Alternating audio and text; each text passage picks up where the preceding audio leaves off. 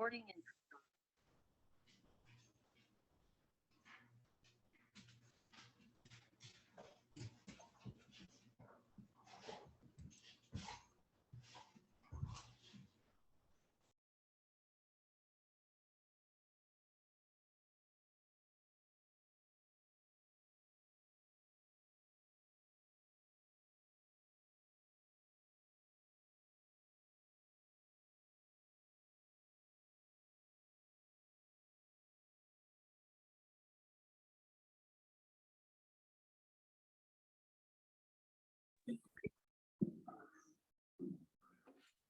Sounds like a good sign. Are we good?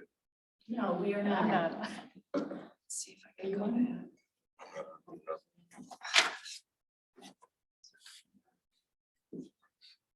What's your password?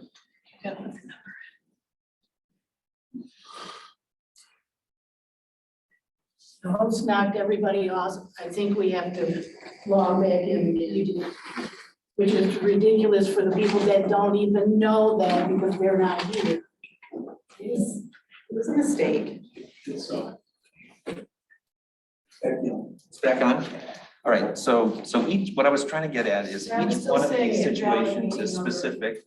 There's reasons to move forward with them. There's different circumstances. It's not just like, oh, you can throw a blanket over it and sort of every situation is the same. There's implications for the delay. And I think, you know, the fact that the clerk is willing to go forward with the appointment to the DDA is an example, right? So here's a situation where we have a vacancy. And, you know, that's okay to go forward with, but that's a kind of cherry picking too. So the appointments to the newly formed Parks, Preserves and Pathways Committee is perhaps the most crucial because there's ongoing work. And those two committees have basically ceased operation, the Parks Advisory Board and Transportation Alternative Planning Committee. If we don't approve these appointments tonight, that really puts that work in jeopardy. And it's not just for 2 weeks. Our next meeting is in early January. So it's quite a delay at a crucial time. And I think we'll hear more from Anna, the director of Parks, Preserves and Pathways, about how important this is when we get to those appointments. If people, when we get to that agenda item, want to delay, I guess the board, a majority of the board, if it decided to do that, could do that. But I think to do it at the top of the agenda is reckless.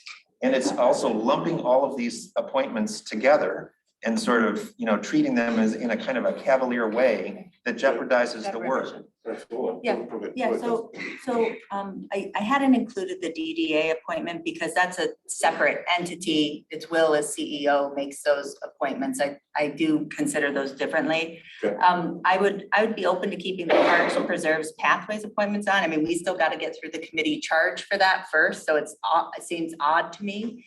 But I'd be open to keeping that on.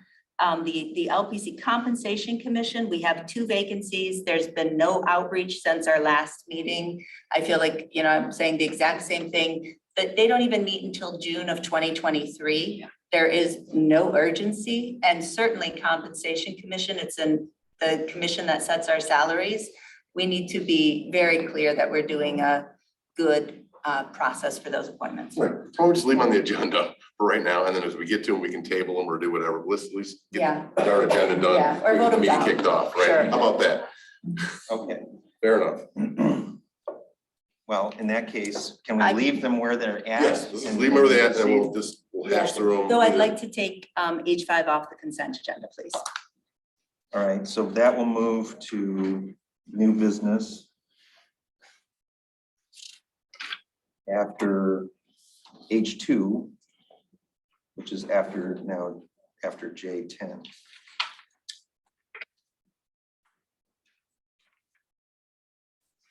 Okay. So now a motion to approve the agenda as modified. Board. Moved by Flintoff, support by Riser. All those in favor say aye. Aye. Yay, we've adopted the 40 agenda. minutes later, yeah, great, awesome. That brings us to approval of the minutes. We have 2 sets of minutes. The first is from our regular meeting of November 15th. We'll go through the 23 pages, page by page. Is there any change to page number 1? Page number 2. Oh, before, I was not on the board for, Still, it doesn't matter. It doesn't? Yeah. You don't have You're to still have been obligated. present in order to approve the You're minutes. still obligated to okay, vote. well, I learned this when we started out. We were approving a set of minutes from the prior board. okay, I wanted to be clear on the, No, good question. Page 3. Page 4. Page 5. Page 6. Page 7, I noticed that there's an inconsistency, and this actually occurs throughout. Okay. Plant is spelled Oh. with an E. I'll fix that. Yeah, so there's 2 places that I noticed on page 7 where it's misspelled. I'll fix that universally. Okay, so if there are no other changes on page 8 or 9, the next change I saw was coincidentally, Plant Moran Gap. It's actually capital G, capital A, capital P. Yep. Got it. And then the next changes that I saw, unless anyone else has some earlier, were on page 17, and it's the same problem. It's Got it. it stands for Government Accounting Professionals. And I believe that was the extent of the changes I noticed, unless there are any other changes to the minutes of November 15th. Is there a motion to approve as corrected? So moved. Moved by Riser, support by Noel. All those in favor, say aye. Aye. Aye. Those opposed? Minutes are approved. That brings us to the minutes of our special meeting of December 3rd. And are there any corrections to page 1? it's all that was in my packet. You had the same problem as me. It didn't print out for some reason. Oh, this was, because the 8 days just hit today, this was added yesterday. Oh, Here, yeah, well, I read this part 3 days ago, so. It's the penalty for doing your homework early.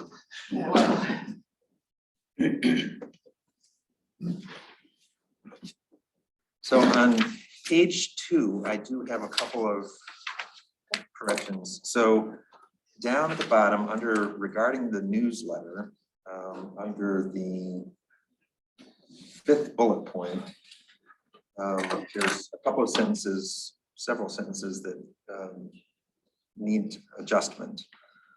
So it says, after discussion, process was set for the winter newsletter as follows. Hathaway and Murdy would continue to put the newsletter together, following which the newsletter will be reviewed and potentially edited, and then approved by the entire board. And what I would do is change this to prior to being sent to the printer, period. from, From distribution, and no changes will be made after that review.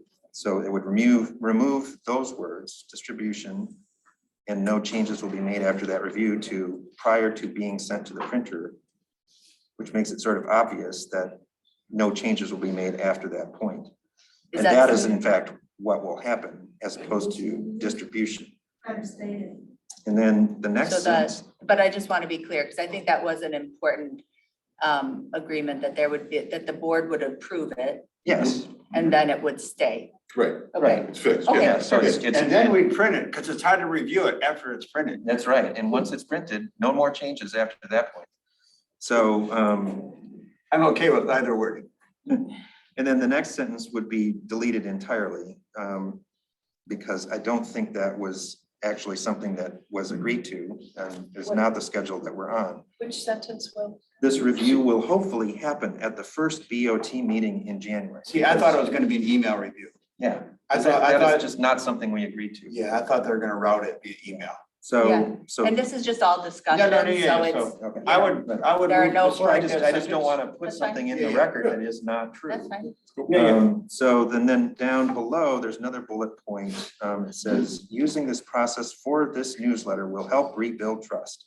Whether or not to re-engage Mary Gillis as editor for future newsletters. And what it currently says is remained an item for further discussion. And actually, I think a better way of representing where we wound up is remained unresolved, but strongly opposed by Hathaway. That would be a better way of representing. I object to that change. Well, Favored by everybody else. I think we should put it I was emphatic and I was clear. And if this is meant to be a record of the discussion, no, I would just say, you could just put a comma, but strenuously objected to by the supervisor. I would or support something like that. that, yeah. Yeah, just add on. I was just, well, fine, whatever, but I think it should be represented as we wound up and not as something else. Sure. So, We, and there. we could have just voted 6-1. Well, it wasn't a vote. Yeah. It was, so page 4. I'm not sure that actually it was a 6-1 vote. The audit, We didn't vote. so on page Just making 4, what the point is, I'm not sure, but the page 4, at the bottom of the set of bullet points, it says audit progress would be a line item on every BOT regular meeting agenda until it was complete. Where are you? I'm sorry. On page 4, Or under, Did you say final bullet point? Well, well, it's the second to the last bullet point Oh, at the the second, top. okay. It says audit progress should be a line item on every BOT regular meeting agenda until it was complete. oh, I don't recall us actually agreeing Yeah. to something like Somebody that. suggested that they wanted an audit status. until the Yeah. audit Are we, completed. are we, you know, the lead It's indicator. sort of moot because by the time we get to our next, it's not on as a Well- line item on this agenda and Then if- and it's. well, we're gonna- it's But not- there'll be it's not gonna continuing be follow-up for outstanding by the time we get to year. our next meeting, so. but it's gonna come up at every agenda item, like whether we ask James or whomever the interim is. So it's, if it's a line, It'll It's be good. done. It'll be Well- done before we have another meeting. But in any case, Okay. I don't remember us Then it- having an yeah. agreement Shouldn't about it. matter. On page 5, under open agenda, I think it just should be clear what the meaning is of this first bullet point where it Okay. says, and could also place, so any trustee could place something on an agenda in advance, comma, and could also place something on the agenda the night of the meeting. And I think it should probably read a little further and say by majority vote during the approval of the agenda. Certainly. Yeah, and I also think I'll that, clarify that. I think that on the agenda pursuant to our rules, and it's like the Wednesday at noon. And if you don't get the Wednesday at noon deadline to Hathaway and Murdy, then you gotta bring it forward. Cause that's what our rules say, right? Yes, I yes. can add that. Exactly. Or I don't care if you say pursuant to our rules or by Wednesday at noon. Noted. well, Okay. okay, so the road advisory committee was that Wednesday night. So I had to wait till the next day to do the Yeah. report, but if I can't get it to you and we have to wait a whole month, then that means the next meeting's report is gonna be a month I think off. it's an action, I think it's the context of action items that get snuck on last Action, minute. okay, not report, okay. Yeah, I think That's reports are sort of a special so animal and we I'd talked be about okay. those Yeah. separately. We Action do our item, best. action item, Wednesday at noon, otherwise. For Okay, let's stay focused on the minutes, Does it please. say action items in there? It doesn't, again, this wasn't a rewrite of our rules. These are just minutes, so I would It's just minutes. encourage us to keep moving through the minutes. Okay, so page 7, there's several statements about what clerk, what her positions were, but I think the minutes did not capture the response. And so what I would suggest is adding after, on page 7, after the second bullet point, where it says outstanding issue. Mhm. So I would add another bullet point there, and it would say, there was strong dissent from several board members on the clerk's request to have authority over finance staff, period. There was no consensus on modifying the deputy treasurer / deputy supervisor position or its compensation. Can you live with some board members rather than several? Yeah. Because some could be two, several is. Yeah, might as well be a and I would majority. say there was no discussion on the deputy treasurer, deputy supervisor. We kind of put that aside for another day. If I remembered that correctly, Mark. Yeah, you're right. I agree. All right, so there was no discussion on modifying, okay, that's fine. And then final bullet point would be board members characterized the clerk's position on authority over finance staff as a quote, power grab, unquote. Let's put a name to that. If you think that quote is so important, Will. Board members, All right, board members, Brazo, okay? Riser. I don't think I said it, I didn't say it. Power grab, yeah, I think that was the right word I used either. I know, You did, Mark. Actually, it was. You said it looks like. You said it He feels, said it you looks said like. it feels like, looks I- like. Feel, I didn't think it was. There's a big difference. Yeah, I agree. It was. So, I've learned that being married. How I feel is important. So Mark- It's reality, Mark, just saying. Will has proposed a quote of yours. I don't think, do we need the power grab?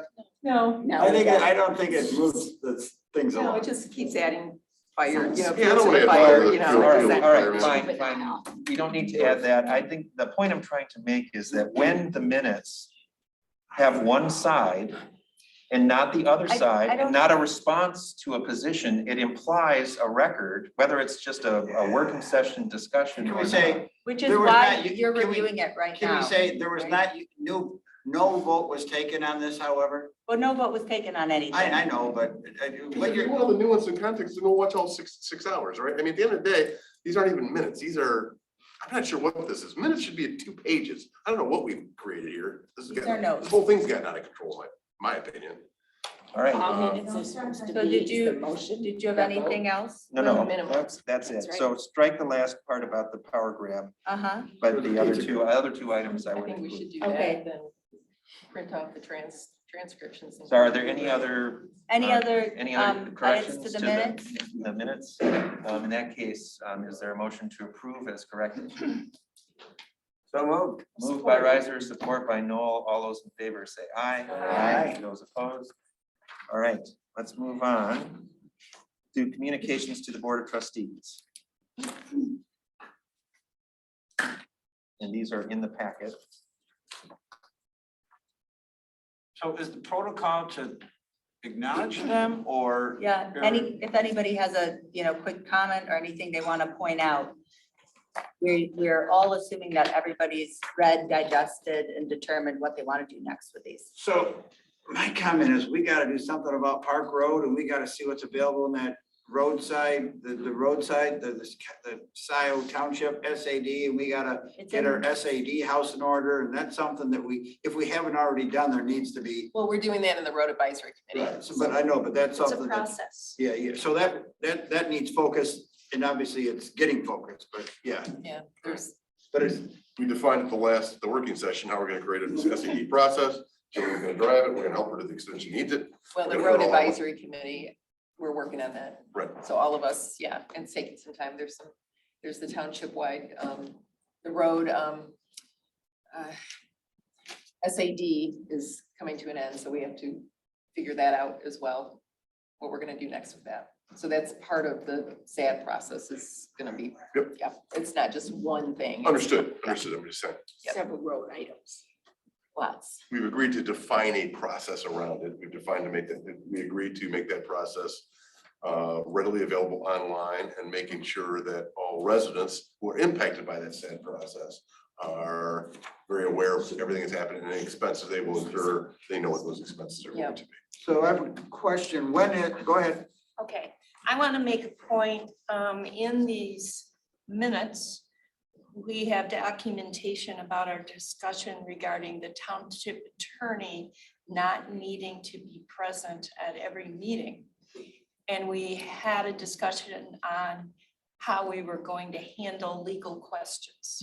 I noticed as I'm sitting here, Mike Comier was in attendance. I believe he still is. And we're an hour into this meeting. We haven't had a legal question. I think that we are going to need to follow our plan and stick to it. And he doesn't need to be present at every meeting. Why is he here, Will? Well, in part, he's here because there are things later on the agenda, and we don't know when we'll get to them, that will require, I think, to have an attorney. Although I did pose this question to you, John, whether, what your thought was on this, because you were sort of taking this as a point during our meeting on the 3rd. You mentioned it. Yeah, We didn't come to any. no, we didn't. We didn't have a plan. We broached this at the meeting and Yes. we didn't take a vote on it. We didn't come to closure on it. You mentioned it to me and I left it hanging there. Yep. Because I wasn't gonna take the bait or get involved on it. That's fine. So. I'm just saying that this is, Kathy, you're right. We did discuss this. I We, know of I'm course, right. we didn't have a vote. Okay, so What item are you? here's what we agreed to, because I'm the one who brought this whole subject matter up. We Right. agreed to was there's no need, and I'm sorry, Mr. Homier, to, this is nothing against him personally, but not to have an attorney present unless there were agenda items that called for. We would compress those agenda items all closely together, so if we do need an attorney on present, it's only for the 1 hour or the 30 minutes that's So we're, necessary. so If, hold on. how does that work then? That you call them up when you get to that agenda? We say, yeah, whatever, we'll work out some kind of, or we put it at the very front of the agenda, something like that. Or we say between 9 and 10 PM, we'll have that call. We can figure out the mechanics. We can send a man to the moon. We can figure out these mechanics. It can't be that hard. We also agreed that if a legal item does come up that we did not anticipate, we would table that item to the next meeting. So we Mark, I don't have think we legal agreed. counsel present, and these We two spoke folks, about it. yeah, those two folks as legal, We didn't have votes. we did not vote. We We discussed it, We and discussed we it. discussed it as these two folks that kind of lead us, hey, this sounds like kind of be our sensibles, if you will. This sounds like a legal challenge. We'll leave it to our two attorneys to decide that. We will table that for the next meeting. That's what we discussed. We need to vote on that. Mark, I'm not speaking against you. I'm just saying, I don't think we agreed on anything to the extent that we express our sentiments through resolutions and votes. Yes, so we need to vote on that and put that in the official Yeah, and process. And we could, Fantastic. I would suggest, well, for right now, what are the items that you want to have legal expertise here for? So that we can just, if we need to rearrange the agenda or something, but what are the items that you would like to have Mike here for? I don't know that we need to rearrange the agenda. But at some point we need, because we've already approved the agenda. Okay, but what are the items you would like to hear from Mike on? Probably, I mean, I I'm would. think- asking Will, sorry. Will, what are the items that you called Mike here for?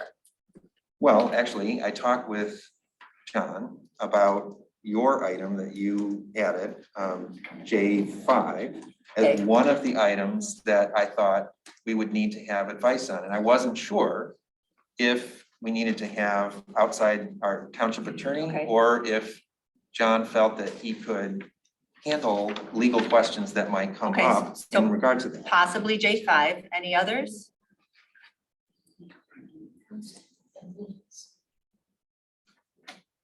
I guess it's possible that there might be legal questions that come up with some of the other issues, but that's the one that would drew my attention. Okay, so again, it's an item that I bring up.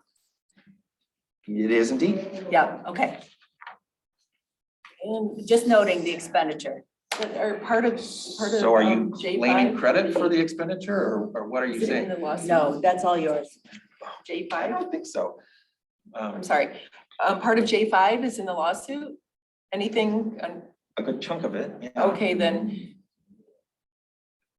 We. Yes, of course, J5's in the lawsuit because it deals with the clerk's statutory duties. Right, okay, so then we're having legal. counsel. Also, a little bit in the lawsuit is H4 And in J6.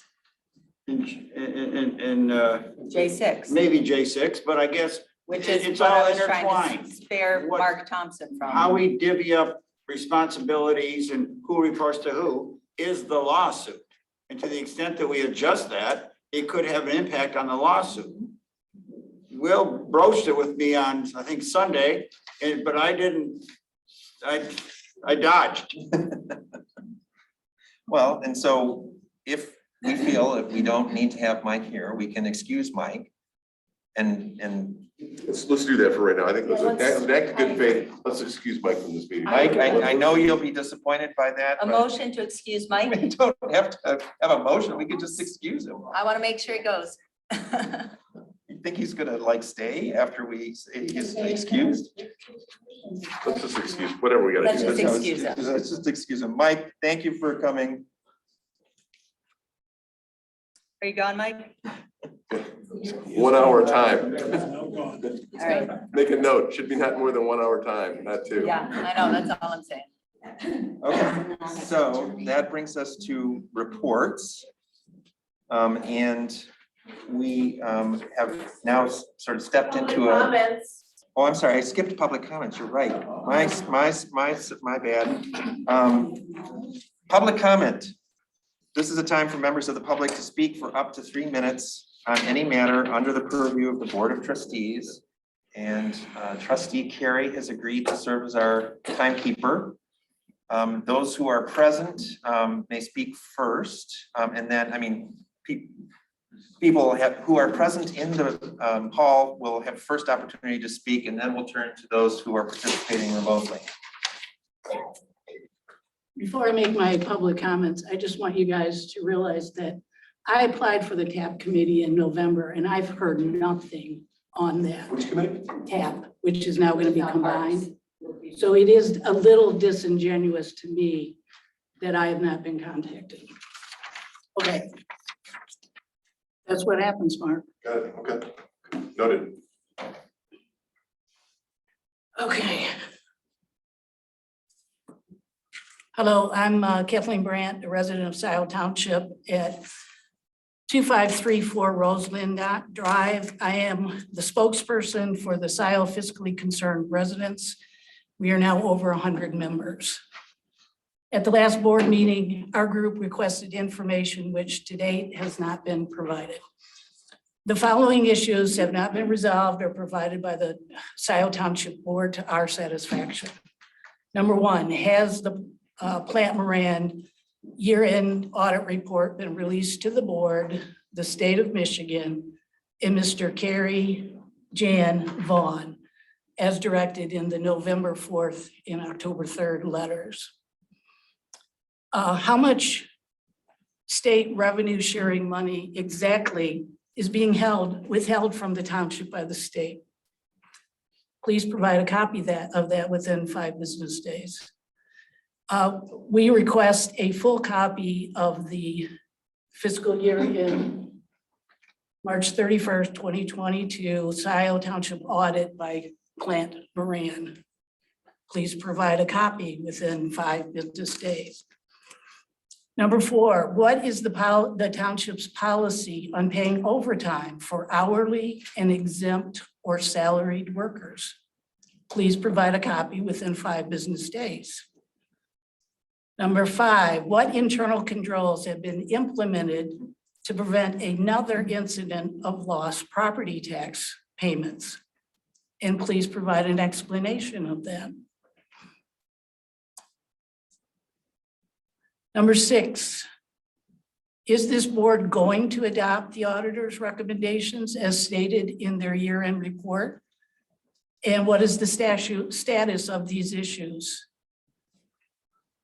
Number 7, has this board provided prior year auditor recommendations and findings from Plant Moran? Have you implemented those? Finally, please provide responses to our questions and provide the requested documents within 5 business days. We continue to have an ongoing list of open issues, which we will bring before the board. And also for the public, if there are any residents interested attending this meeting who would like to join our group, please contact me personally at kjbrant@hotmail.com. Does the board have any questions for me? No, thank you. One of my questions was going to be, is Homier on this call? Currently, no. He was.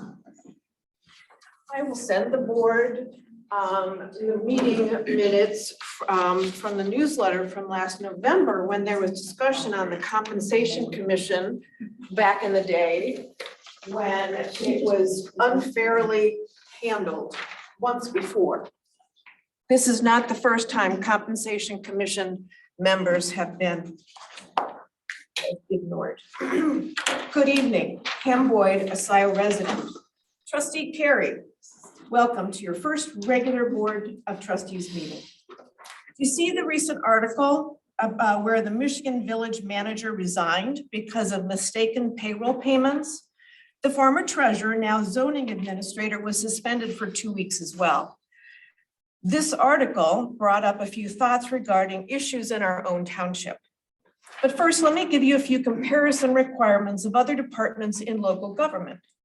Our firefighters, who are paid much less by far than most Scio employees referenced in tonight's consent agenda, have to have specific training. There are various levels, basic, advanced, EMT, etc. Some of this training needs to be updated regularly in order to keep their license. These designations are kept track of by our chief. Realistically, you don't want a firefighter who says they have an EMT training but don't have the documentation to support that claim for obvious reasons. At the Washtenaw County Road Commission meeting, the commissioners speak on the record at least once a month about seminars, training, neighborhood meetings, and other educational opportunities they take part in. Closer to home, I heard that our assessor had continued her training before the board moved her from the interim assessor to the assessor earlier this year. That was awesome. My question to this board is, what continuing education is required of our staff that handle township money? Does Scio Township have a policy that employees are required to attend continuing education each year or periodically? If so, where can I find that? What is the norm in other townships our size and taxable value, and where do we compare with the frequency of staff taking additional education? If no continuing education is required, why not? Does Scio Township have a scholarship program to encourage employees to get higher degrees in their field? Again, where is the information kept, and can it be displayed on the website? Thank you.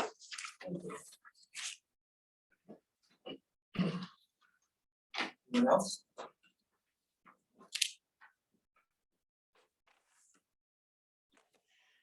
Hi, good evening. I'm Rita Clinthorne. I live at 2650 Laurentide Drive. I have served on the Scio Township Parks Advisory Board for the last, I don't know, several years. I don't remember how long. That board, whatever you would call them, our time has ended for each of us. So the Parks Advisory Board is more or less going to be going away. And so TAP is also experiencing the same thing as our periods have finished, more or less. So we've decided, there's been some talk about merging the two boards together, which would recreate the Parks, Preserves, and Pathways Committee. And we did get together. There was Roy Townsend, who's the chair of TAP. Myself and Anna worked on rewriting the charge to update it so that the language reflected what's happening up to date, that these two boards are coming together, and also that we have a millage and that we have a parks director. And so there's new things that needed to be in the new charge. So anyway, all I wanted to do was just kind of bring this to the table. To let everybody know that it's going on too. But also, we will need new members.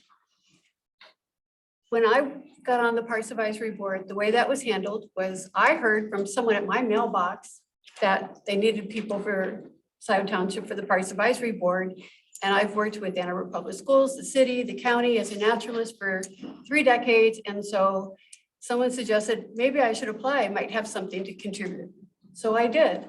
Okay, I wrote a letter of intent, more or less. I supplied my resume and the board approved, yes, I had a seat. It's been a really interesting few years. I've loved it. The people that are on these boards work really hard. They work really hard and they just don't come to meetings. There's a lot that goes on. One thing I want to say about this kicking down the assignment, the approving people to be on these boards later in January is that we have a budget coming up. And that needs to be approved, that we need to start getting that stuff done. So talk about the work needs to be ongoing. These are people that know what's going on. They know the ropes. They know what everyone's working on. And it would be so disruptive to just not let that work proceed. So I would just like to put that bee in your bonnet. Also, as far as finding new members, Go ahead, finish. yeah, the process is just as it was when I got on the board. Those things have been happening. The word has been out. It's been in newsletters. It's probably I'm sure it's on the website. People can apply. We're looking for people that have something to contribute. For whatever board you want to be on. Do you have some working knowledge of this? Do you have anything? What do you have? That's what I had to do too. What do you bring to the table? Okay, so it's a process and it needs to be let to happen. It's not like we're reinventing the wheel. This is something that has been going on before I even came into this township. I just wanted to say those things. That's all. Okay? Thank you. All right. Thanks, Rita. Who's next? Good evening, everybody. Hey, thanks for the pizza. You're welcome. Yeah, thank you. All of it. Next time we have a meeting, we'll plan that a little bit better. If it's gonna be on a Saturday, it's gonna be 3 or 4 hours. I'm happy to do that if we can especially get some consensus built. First off, I'm happy to see that in Mr. Murdy's report that the audit should be filed by 12/22 with the F-65 filed by the end of the year. Looking forward to looking at that. I'd encourage you all to take a look at what went wrong this year with failing to meet the deadline and why we needed to extend out this late, so that way next year we can be better prepared and get things done by the original deadline. Just going through everything in the agenda packet as mentioned by you all, it's quite lengthy. One thing that was of note, and I know we're woefully understaffed in the finance department, we're working to fix that. One thing that was within the general ledger account, sub-account 956, is we apparently paid Chase $21 in credit card interest last month. In and of itself, not a large issue, but the fact that we have $8 million in our general fund balance and we have to pay a credit card company credit card interest as a governmental unit is a little embarrassing. Yeah, just something I'd like to look at, so we hopefully avoid doing it in the future. H2, overall, I think we need to look at all of the items that the auditors brought up, look at what we can do to fix that going forward. A lot of these have been brought up in audits from years past, and some of them are repetitive, especially involving deposit reconciliation paperwork. Some of the other things involving the sewer and water fund have been brought up in the past. It's just a problem. One thing I would like to make a comment on, we do have the COLA that is on the agenda tonight. Specifically, of course, does not include elected individuals who are covered by the Compensation Commission. And unfortunately, also doesn't include our firefighters. I don't know if this was overlooked or if I missed something when I looked over their contract again. We really need to build in something into their contract. Obviously, this year with inflation being so high is abnormal, especially in the history of the last 2 or 3 decades. But we can't give our office staff and everyone else working for the township a raise yet give people who sacrifice and also work long hours and potentially quite often put their life on the line, not honor them the same way. It's an equity issue. We need to look at what we need to do to fix that. Thank you all.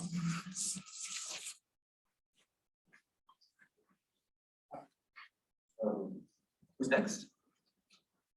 Is there anyone else present who would like to speak during public comments?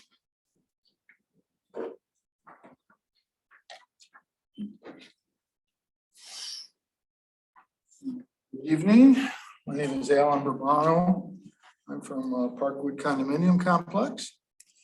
And for your October resolution passage, Parkwood low-density residents look forward to having the Scio planner and OHM before the BOT in 2023 to openly discuss the return of 21021 to the Planning Commission. Supplementing numerous design changes proposed since the March approval, we'd like to add the following recent items. First, is a petition opposing wetland fill submitted to Eagle containing 42 Parkwood residents' signatures. Item 2, there is a pressurized sanitary sewer system by design is moving closer to Parkwood, raising the specter of stormwater commingling. Third, consideration of an industrial-like underground detention system, which would substitute for a conventional detention pond. Parkwood low-density seeking residents have come before the township for 9 months. That includes myself, Oleg, Bill Doty, Kevin Jackson, names you know. And behind me, I have Mike and Cindy Hobb and Helene new this evening. And during that time, we have consistently lamented our not being at the table to give voice to our advocacy, low density, knowing that high density spawns stormwater, privacy, and other concerns.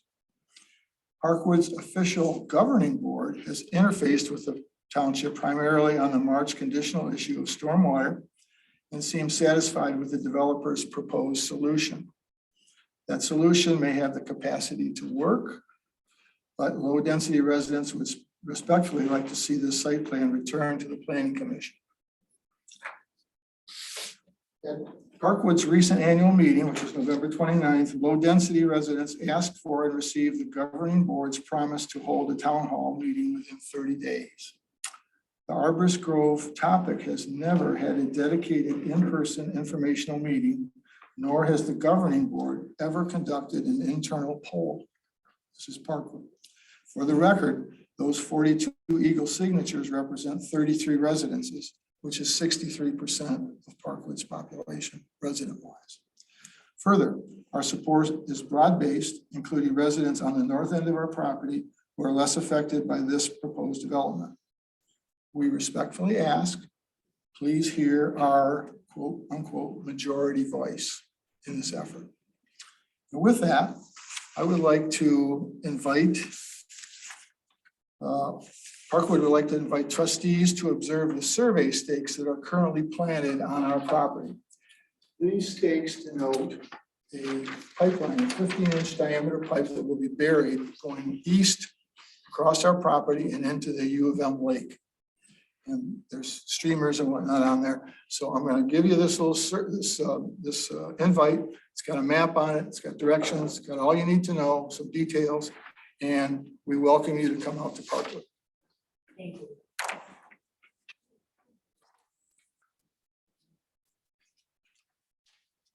I might add, as I'm distributing these, that Parkwood doesn't really know if there's any other Scio Township residences that have a mechanical reservoir beneath their living quarters, as is being proposed. We've had some turmoil with the township's FOIA system, so we would like an answer to that question ultimately. Thank you for your time. Never heard of it before. Is there anyone else present in the hall who would like to speak during public comment?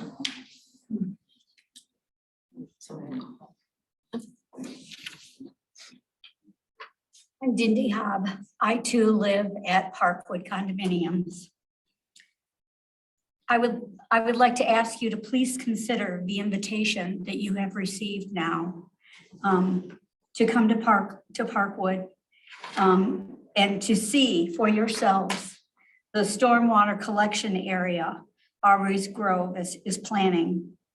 It is literally at the northeast corner of their property. And it contains their largest wetland. It is immediately adjacent to Parkwood property and is about 20 feet from our condo. Is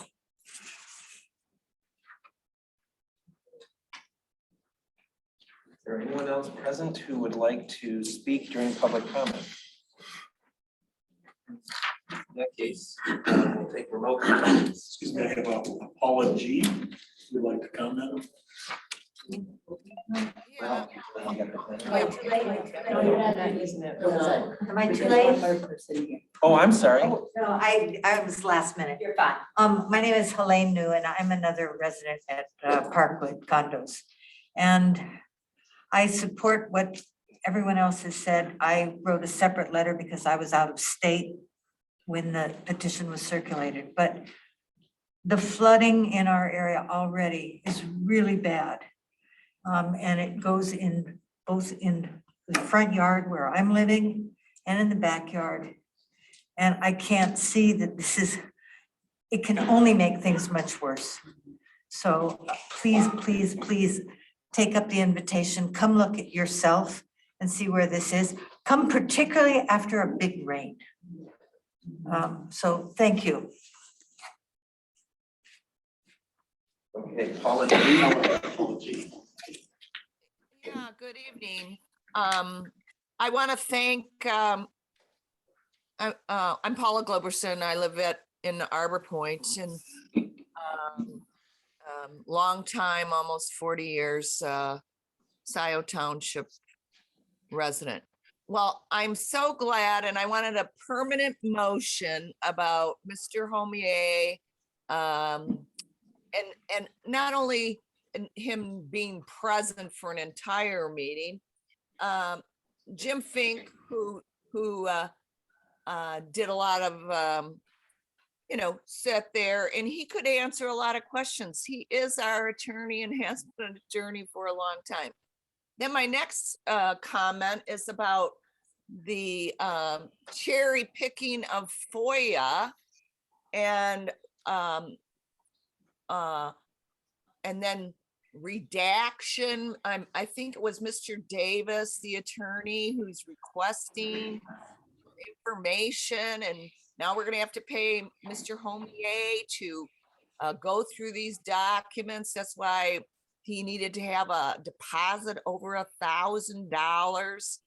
And what needs to be redacted, and then who gets to choose really why and what's the rationale behind the redaction? We've had enough of that in the federal government in multiple areas, and I want to appreciate the new trustees. I appreciate Mr. Reiser letting people finish a sentence.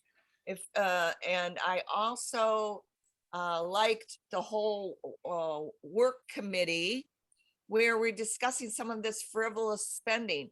And I have been in support, and I have that wetland should have never been even permitted to be built on. And here we have this millage, and that's kind of an important piece of property that should have been preserved. Not all this clear cutting, trying to stuff things in there. And we haven't had a newsletter, and a lot of people do not know. And any organization, you go apply at University of Michigan, a job posting has to be for a certain period of time. So there seems to have been some cherry picking there, and a lot of residents are not aware of a lot of different issues.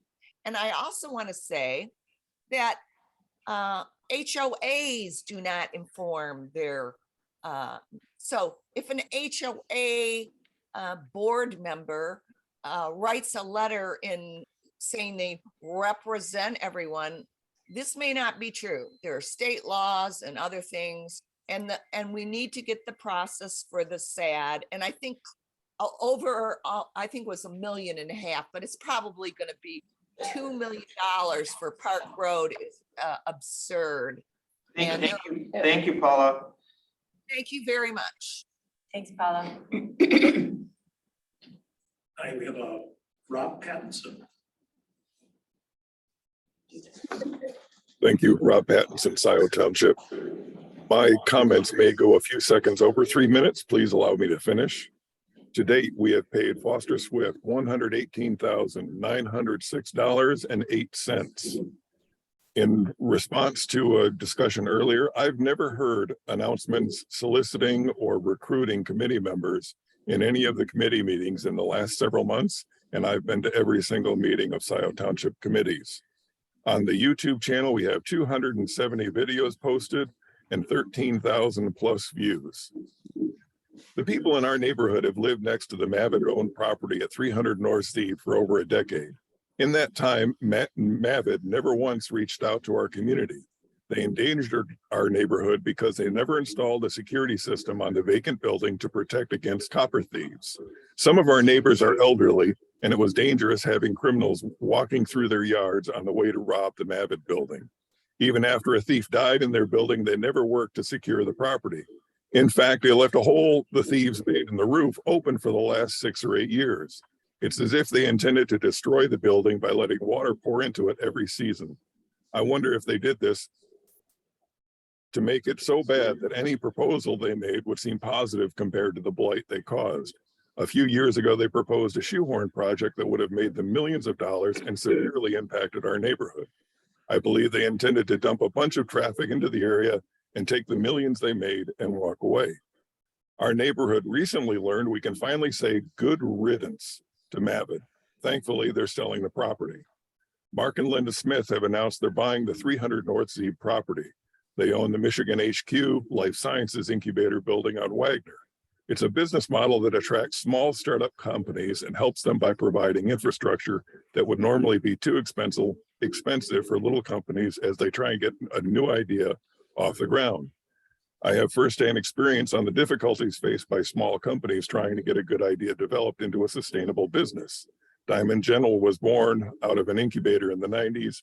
Mark and Linda were investors and also our landlords. Sadly, we didn't succeed. I don't know if that building was the first Smith incubator, but they've grown it into a hugely successful business based in Scio Township. There is one aspect of the incubator business model that is risky, that makes it risky. There are a lot of great ideas coming out of the University of Michigan. Not all of them can be successful. Knowing which ideas merit support is what the Smiths are very good at. That skill removes some of the risk, but there is still risk. This board is going to discuss tax abatement policy in the next few weeks. You need to know that the Smith proposal for 300 North Zeeb property is completely different from the other proposal denied earlier this year. The incubator business model is one that attracts business. Please let me finish. That attracts business. Go forward, Rob. The incubator business model is one that attracts business to Scio Township. Once those businesses get going, they move on from the incubator and often open facilities in Scio Township. That benefit to Scio needs to be considered while discussing policy. The tax abatement will help lessen some of the risk the Smiths are taking by providing infrastructure to small startups. Also, the board needs to educate itself on what exactly is involved in tax abatement. It's not a complete removal of taxes from a property. It's the removal of a percentage of the future tax increases on that property. The Smiths have reached out to our neighborhood, and we've had 2 Zoom meetings with them where they shared their plans and listened to our concerns. They showed us initial landscape plans that included a berm and plantings to keep headlights from backyards of neighbors on the property line. I've heard nothing but relief and positive feedback after those meetings. This is the way business should interact with the community. Our family became involved in the township thanks to Mavid. We are very happy the 300 North Zeeb property will finally be used as intended in supporting local life science businesses and heartily welcome the Smiths to the neighborhood. Thank you for letting me finish. Thank you. Okay, I have David Reed.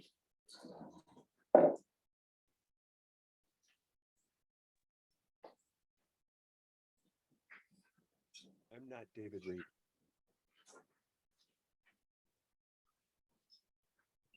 Okay, can you hear me? Yes. All right. David Reed, Scio Township. 3 minutes, but you have such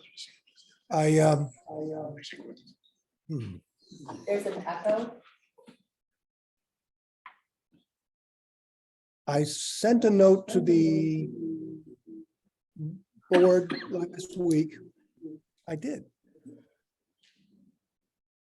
To the board last week regarding the fire fund. $1,500,000. It was a mistake that, well, I guess I have a question for you. Does the board have any questions for me regarding that memo? I see that you breezed right past communications without any discussion of that memo, but I'm wondering if you have any questions for me.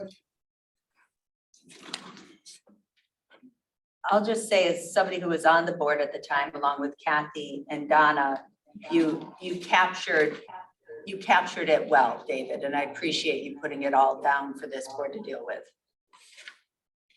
Well, I just want to let the board know that $1,500,000 debt of the fire department, which originally came from taxpayers to the general fund, will be, if not excused or expunged, will have to be built into a future fire millage. So that means that the township residents will be paying $1.5 million twice. Once originally to the general fund and the second time to pay it back. So the board made a mistake in what they decided, and the previous board allowed a staff member to make a policy decision without public discussion and put the fire department, hobbled the fire department and its ability to serve the township and save lives. I urge the board to expunge that $1.5 million quote loan unquote and put the fire fund back in the black. Thank you. Thank you. Yeah, I have Jonathan Greenberg. This is Jonathan Greenberg, 6250 Park Road. Just want to update you based on the amount that Rob Patterson relayed earlier. That's $118,906.08 that we've spent on the supervisor's personal attorney. And that is the equivalent, and this is the update.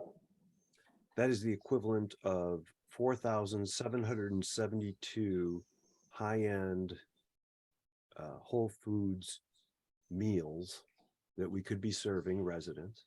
I think we're in about 3,600 at Thanksgiving, but we're up to 4,700 meals that we could be providing residents from full meal, all the fixings for the holidays. 4,772 and a little of change left over. I would very much like to see the things that were discussed on Saturday the 3rd, that seemed to be there was consensus, even though there was no voting. You did make an agreement that the supervisor was going to do the newsletter. Remember at the beginning when everything was all rah, rah, team, yay, yay? Just trust him. Just let him have it, okay? But you didn't vote on it. Just seems like there's a slant going on here. It's uncomfortable for me to hear people spoken over and interrupted consistently. This isn't a courtroom, and this isn't a CEO's boardroom either. This is, guys got to learn about what happened. You can't just say history's unimportant. Because people aren't being treated fairly, and it's amazing every time you educate yourself or actually listen, you have an aha moment. Like on Saturday when one of you said, now we're getting somewhere, when in reality, what you meant was, oh, now I understand what you were saying. Please inform yourselves to the underlying issues. Unfortunately, we're going to be talking about it tonight, but the history does matter. Things happened in a certain order. Thank you. And that is it. All right, let's move on to reports. Thank you, everyone, for submitting. Oh, wait, I'm sorry. You wanted to respond to a point that someone made earlier. To Ryan's point, your question about the fire increases versus the other COLA, the fire increases are built into the contract and they were approved. I do feel comfortable that we have a competitive, fair contract. Also, it's not accurate to just compare hourly rates. Firefighters have some built-in contractual overtime and other things. So I feel good about the package that we offer our firefighters. I'll make one other comment. We'll absolutely take a look at the Parkwood condominium situation in terms of flooding. I certainly understand flooding. I have over 5 foot of water that sometimes goes to my front yard that I tried to mitigate, so I certainly get it. In fact, it almost flooded the transformer. The water went up like 2/3 to the, which I thought sounded like a dangerous thing. Yes. In my mind. So I certainly get it. So I'll get out there, try to get there, if, I don't know about this week, but certainly next week. If there's a rain or some fall, and last time myself and John and Will all went out together as a team and looked at it. I'm sure Jessica and the rest of the group and look at it as well. So we'll make a point to take a peek. All right, that brings us to reports. Thank you, everyone, for stepping up and turning in written reports. Are there any questions that anyone would like to pose to anyone based on the written material? Trustee Knoll and then Clerk Flintoff. Okay, I had a question. The materials were in Jessica's report, but actually, I don't know if the question should go to Donna. So on the page that was revenue and expenditure reports for Scio Township, page 1, under general fund. I have a question about, it says period balance, and there are zeros under the real property taxes and the personal property tax revenue. My question is, why are there zeros there? And where is this money? So it hasn't been booked yet. And Donna, what she's talking about is, I think that's true across the funds. Yes. So Donna, do you want to talk about typically the schedule for Well, that? it hasn't been collected yet. We don't start collecting township revenues until December 1st on the winter bill. Excuse me. So nothing's been collected yet? No, this is for period ending October 31st. Now, it does show, I'm assuming this is like a balance, Yes. projected balance. So we haven't started collecting township money yet. We have, but it's not reflected here. Well, no, at this date, no. Right. Yeah.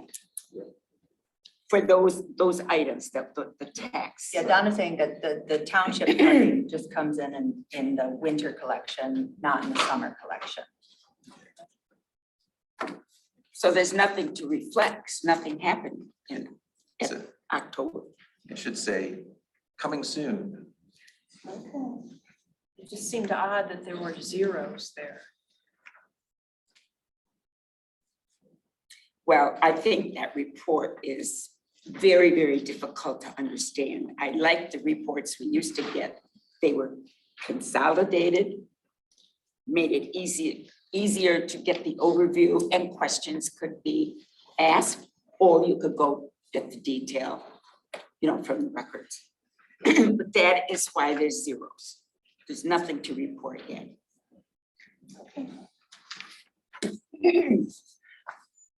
And Clerk Flintoff, you, unless, I'm sorry, Kathy, did you have more? Okay. Clerk Flintoff, you had a question for someone on their report? Yes, Will, I had a question for you regarding the budget process.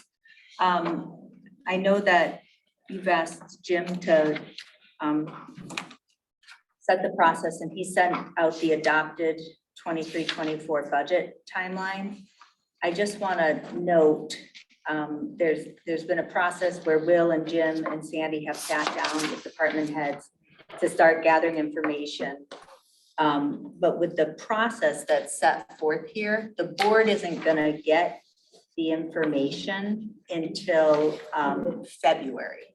And so I just, when I was backing it up, I really think that, you know, we've got some overarching issues, like we may want to say to department heads, like, hey, bring us a balanced budget, or some overarching policy goals like that. So I would just suggest that we take a look at this budget timeline at our first meeting in January 10th and just flesh it out. I think there's a couple points we can add in here to just make sure that we're not rushed in March.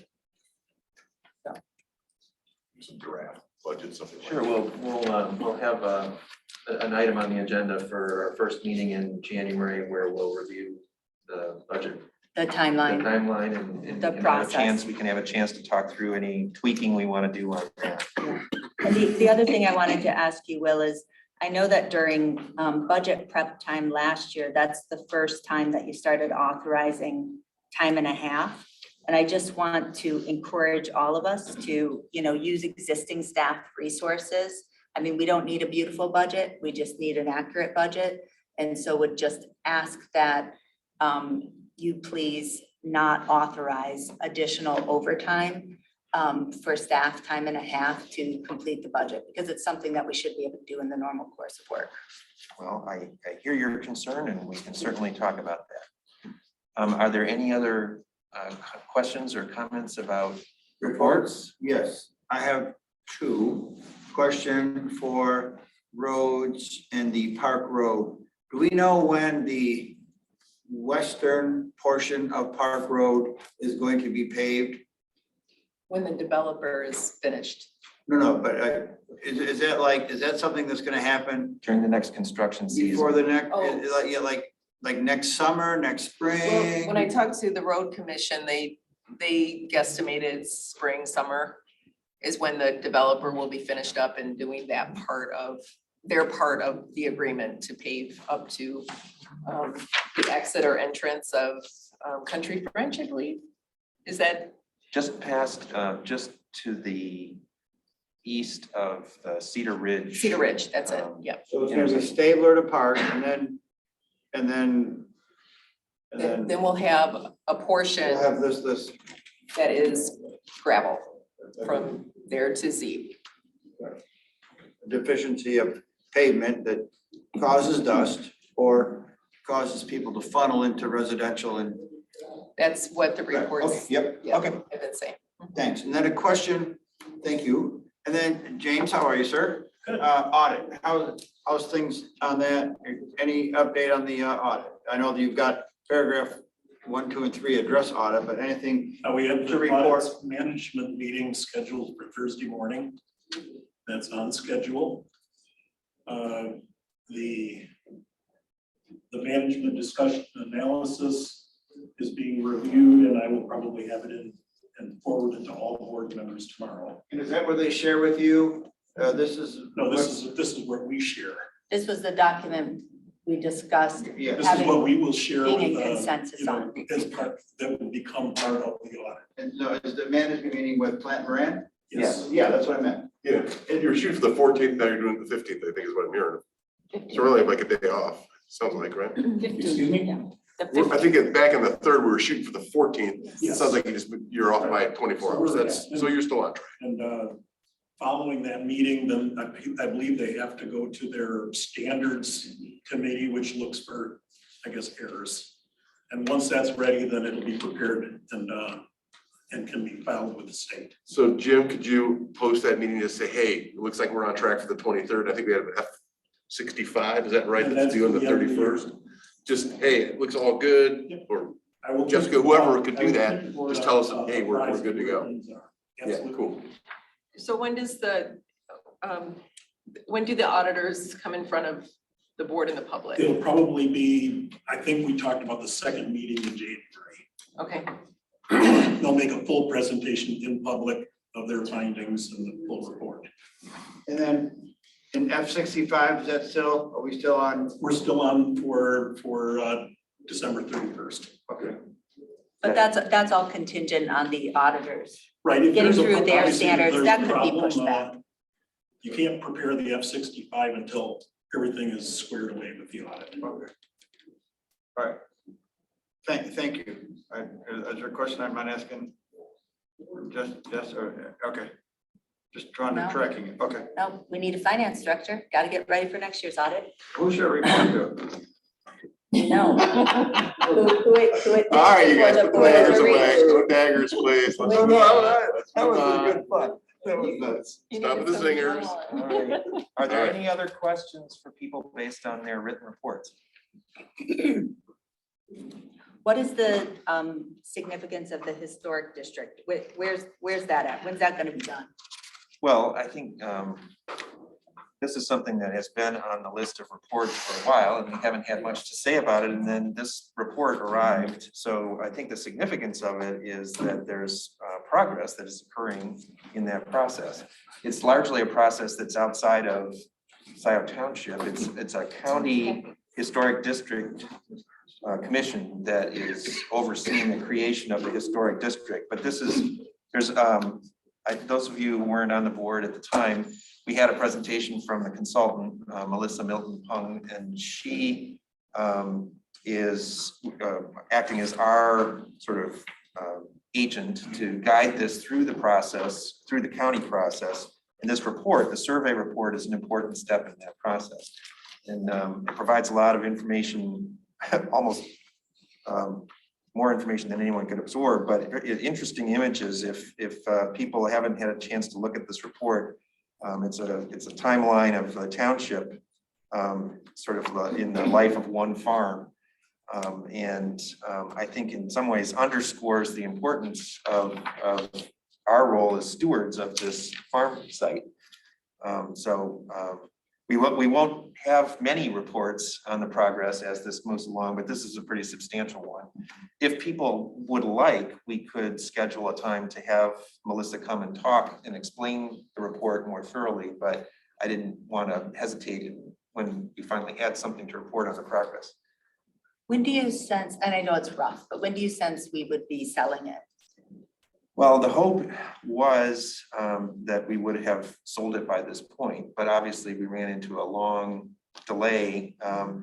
So my hope would be that it's a little difficult to predict. My hope is that we would be able to put out an RFP at some point, maybe late summer, early fall. Okay. But Melissa would be maybe able to give us a better sense of that based on the progress that they're making with the study committee. Thank you. And it's of note, I think, that we have a former trustee serving on that study committee. Alec Jerome is one of the members. Any other questions about that? Any other questions about any reports? Then I think we're ready to move on to the consent agenda. The consent agenda has been modified slightly, but is someone ready to move approval of the consent agenda at this time? So moved. Moved by Flintoff, second by Brazeau. Please call the roll. Hathaway, Yes. Palmer, Yes. Flintoff, yes, Brazeau, Yes. Carrie, yes. Noel, Yes. Riser, Yes. consent agenda adopted. All right, thank you. That brings us to unfinished business. And this is the item that was moved from our prior meeting. This is the appointment to one of the two vacancies, the more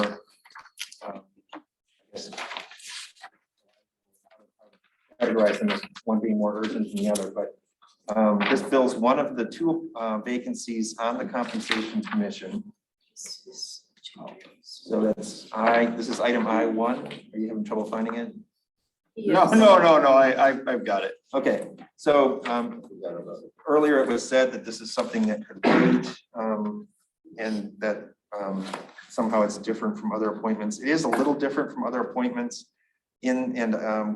we learned this after the Compensation Commission was created, in that there's a whole bunch of rules that come along with compensation commissions from the state. And one of the rules is that the supervisor nominates people to serve on it. So it's sort of like the Compensation Commission, or not the Compensation Commission, the Planning Commission in that regard. It's also got deadlines for those appointments. And that is something that is unusual and was one of the bases for a lawsuit against the township in 2021. So I try to pay attention to those rules with the Compensation Commission, and to the degree that I can comply with them, I try to help the township do so. So we have two vacancies right now. I think that this nomination of Jim Dries should move forward this evening. There's not really a good reason to delay it. And if there are other people who are interested in serving on the Compensation Commission, We still have one more open. we still have one more open How many seat. people total are on the commission? For 5-year terms. Well, the terms initially varied, but this is, they were staggered to start with, but this is to fill a term that would be a 5-year term. Got it. Excuse me, Sorry. there's nothing about him included. It's true, I didn't ask him, he's retired, I didn't ask him to put together a resume, but many people on the board know Jim because he did serve on the township board back 2004 to 2008. But you asked everybody else who's on the commission for a resume. So Kathy knows him, and I believe other people know him,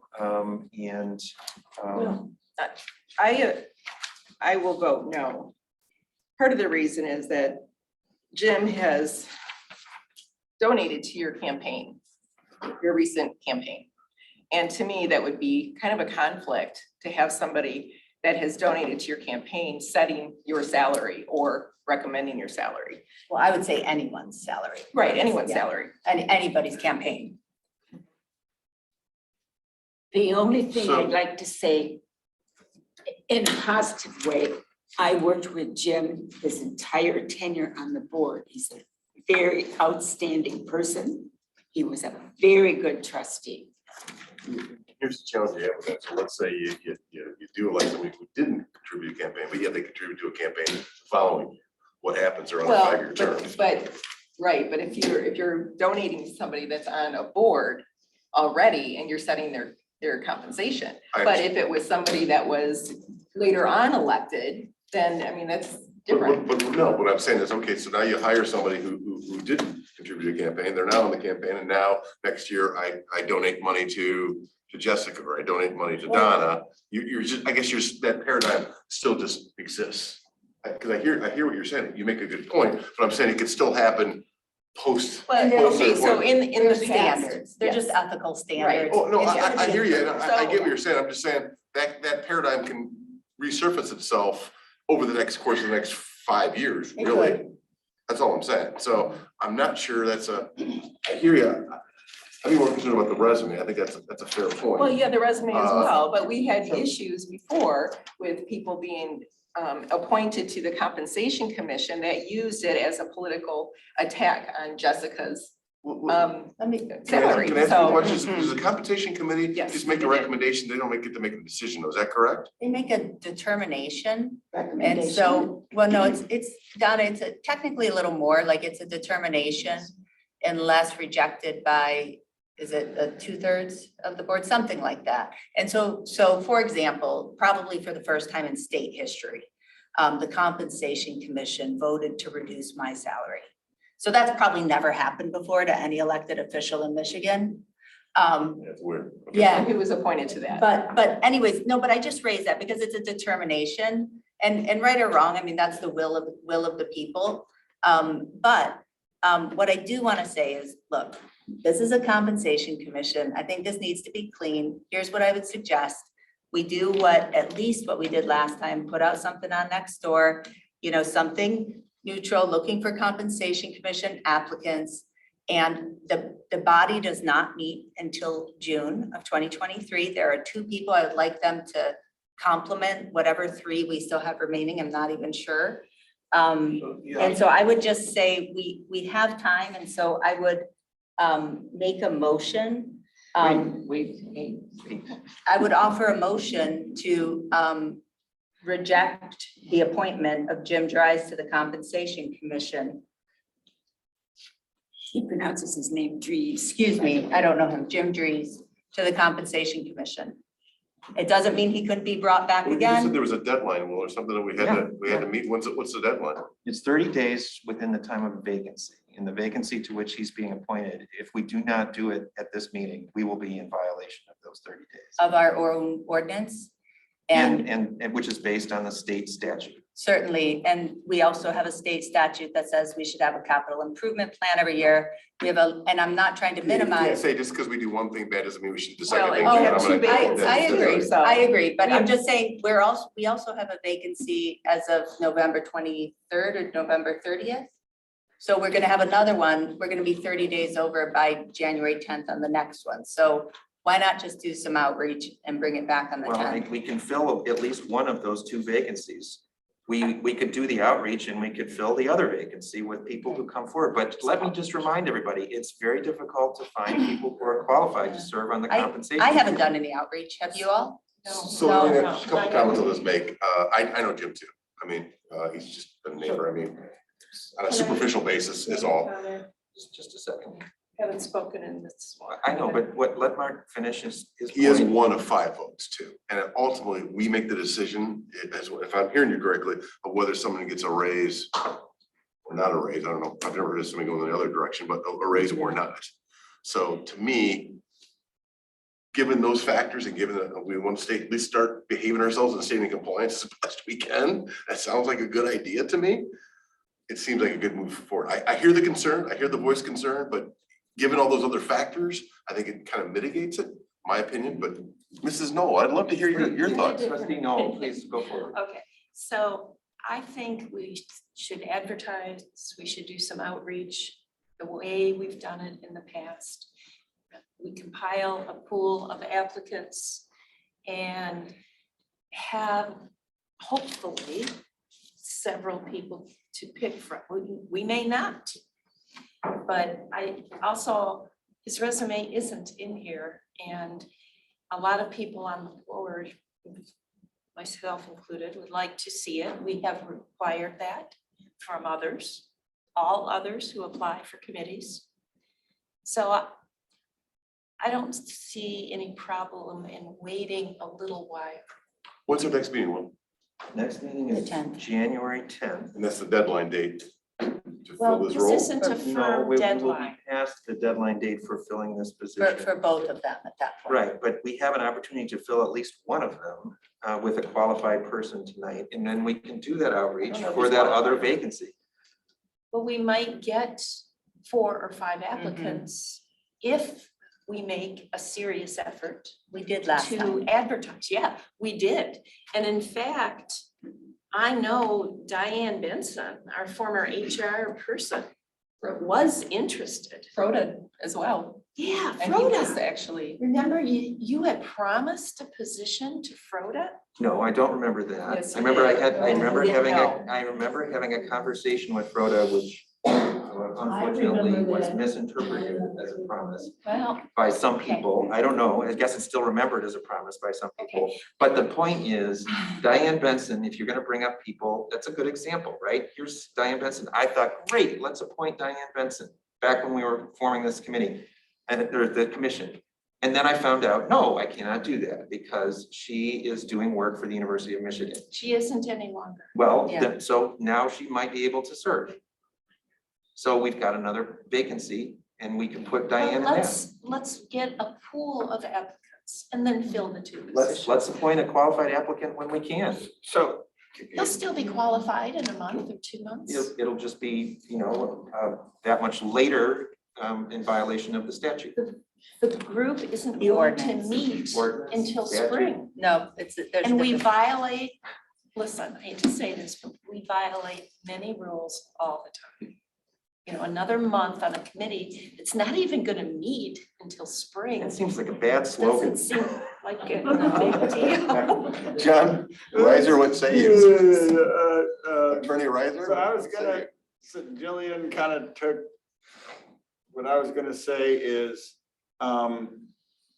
there a resume or anything about, we have to make a policy choice to approve or not approve someone for a commission based on their qualifications. And what I know about Jim Dries is that he lives in Scio Township. He used to be on our board and that he used to work for Larry Kesselbaum at the county. That's all I know about him. I don't know what else he does, but to Jillian's point, what I want to know is has Monica Knowles donated to anybody on this board? Has Jonathan Boyd? Has Erwin Martin? Has Kathleen Brandt? So is donating to someone on this board going to render them ineligible to pass on our salary? No. So like, what's the line in the sand we're gonna draw? So is Dries who donated to, was it to you? If Dries donated to you, if somebody donated to you, or if somebody donated to you, Donna, or if somebody donated to you, is a donation to someone who has to vote on a commission member who impacts their salary, and it looks like they do based on our website. Is that going to be a disqualifying condition? It's a question for you.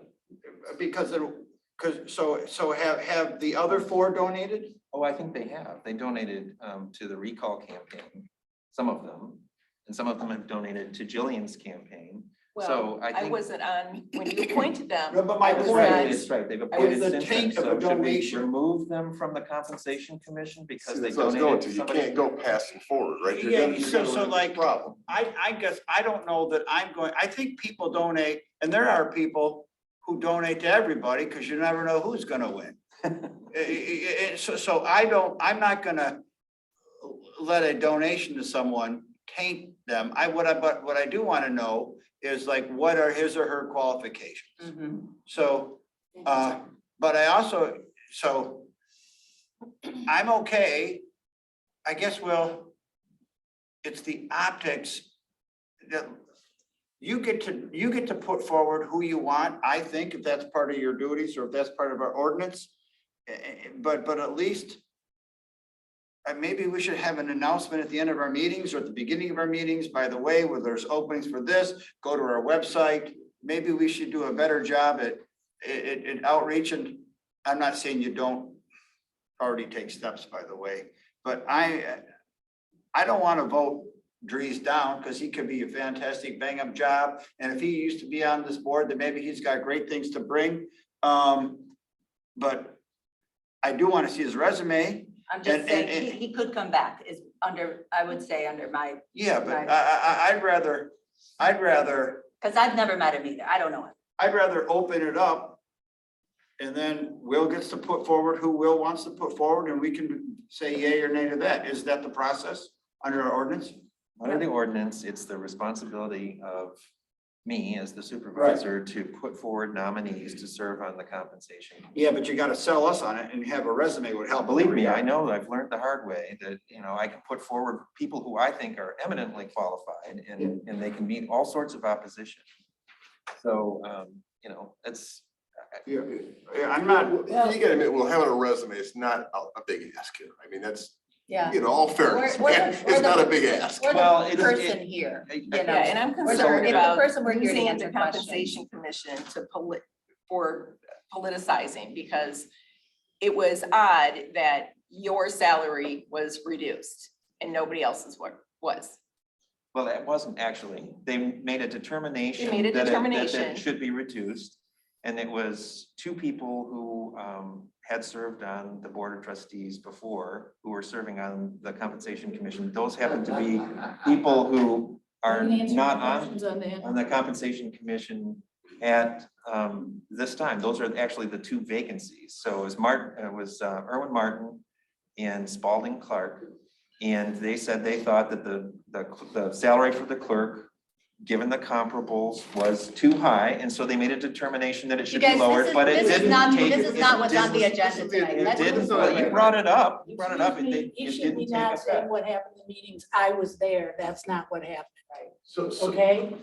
He's tainting the meetings. This is Look not at a the time, minutes. this is not a time for your comments. in the spirit of transparency, in the spirit of trying to build trust back, and again, it's one of those things, Will, where everything you say could be 100% true.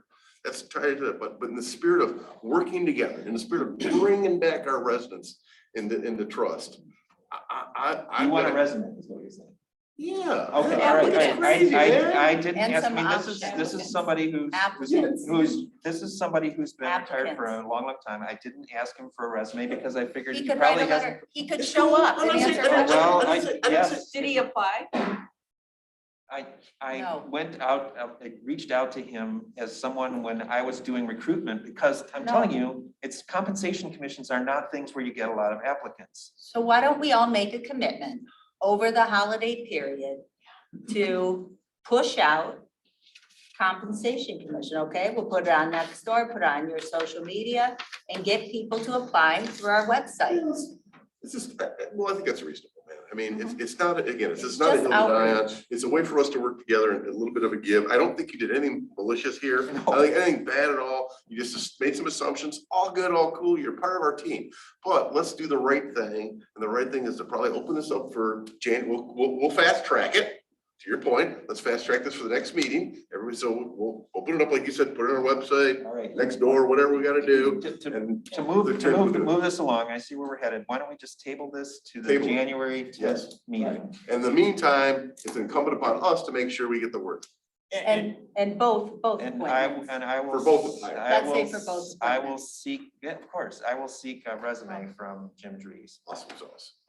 Can someone, can you be responsible for I'll putting post- something I'll- up on the I'll- website? I'll create a post for the compensation commission. When? There is, under democracy, Yeah, under yeah, democracy, John, under, but we could do more targeted outreach as we No, usually do on no, next but- door. but my point is, there is something on our website, democracy, current openings on committees and commissions. And Thank you, it does Mary. have compensation commission. So we have published it. Now, could we do a better job? Yes, and we Yeah. could ask. Mary just put that up 2 weeks Yeah. ago, thank Yeah, you. so but I'm saying it's not like we're trying to hide these.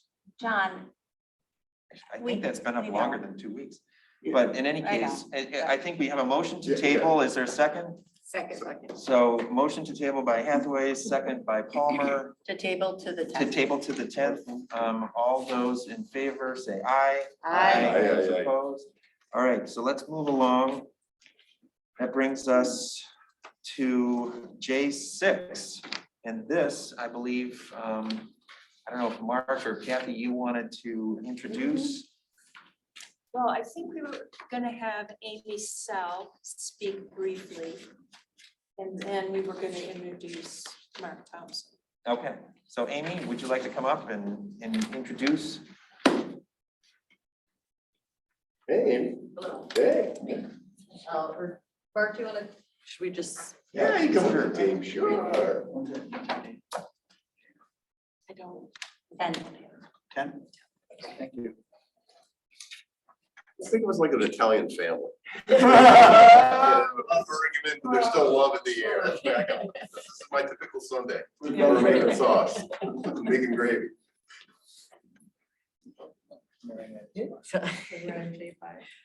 So, hello, board. Good to see many of you again and welcome to the new members of the family.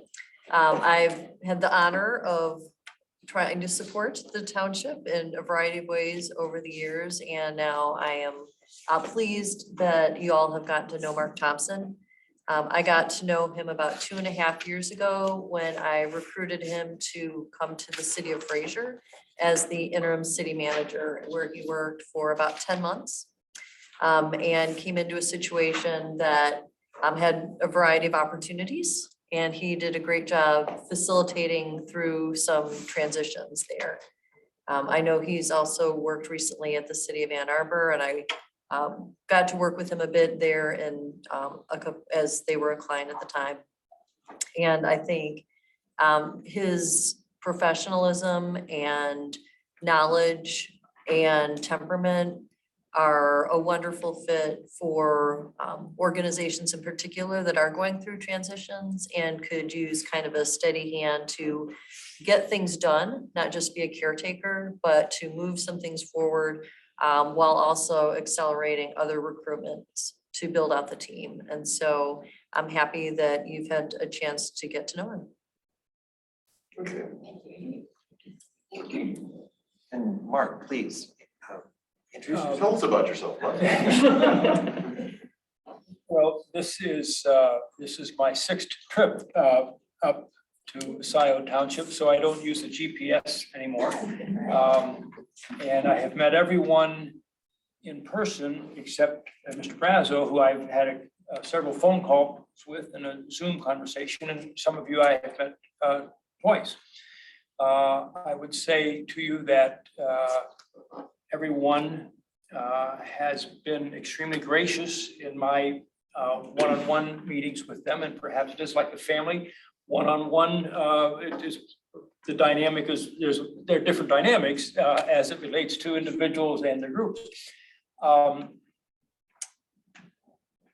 have been very lucky in my career that I have been able to do work that I really enjoy, and it is local government work.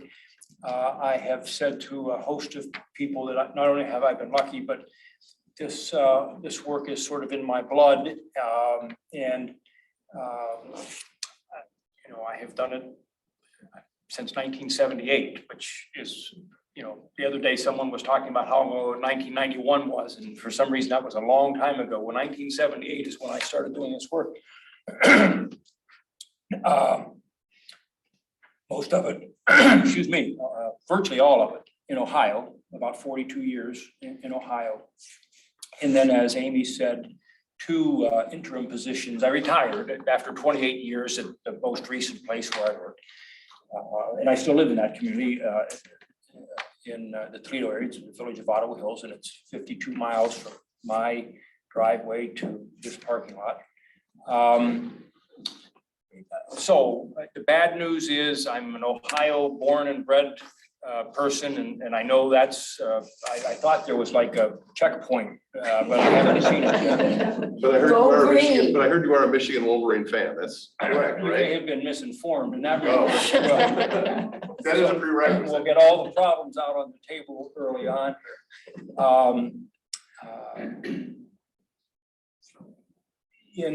As you might imagine, in say 40 years of local government in Ohio, I have done a little bit of everything. I would not say to you that I'm an expert in anything other than sort of big picture sorts of things, kind of overall management.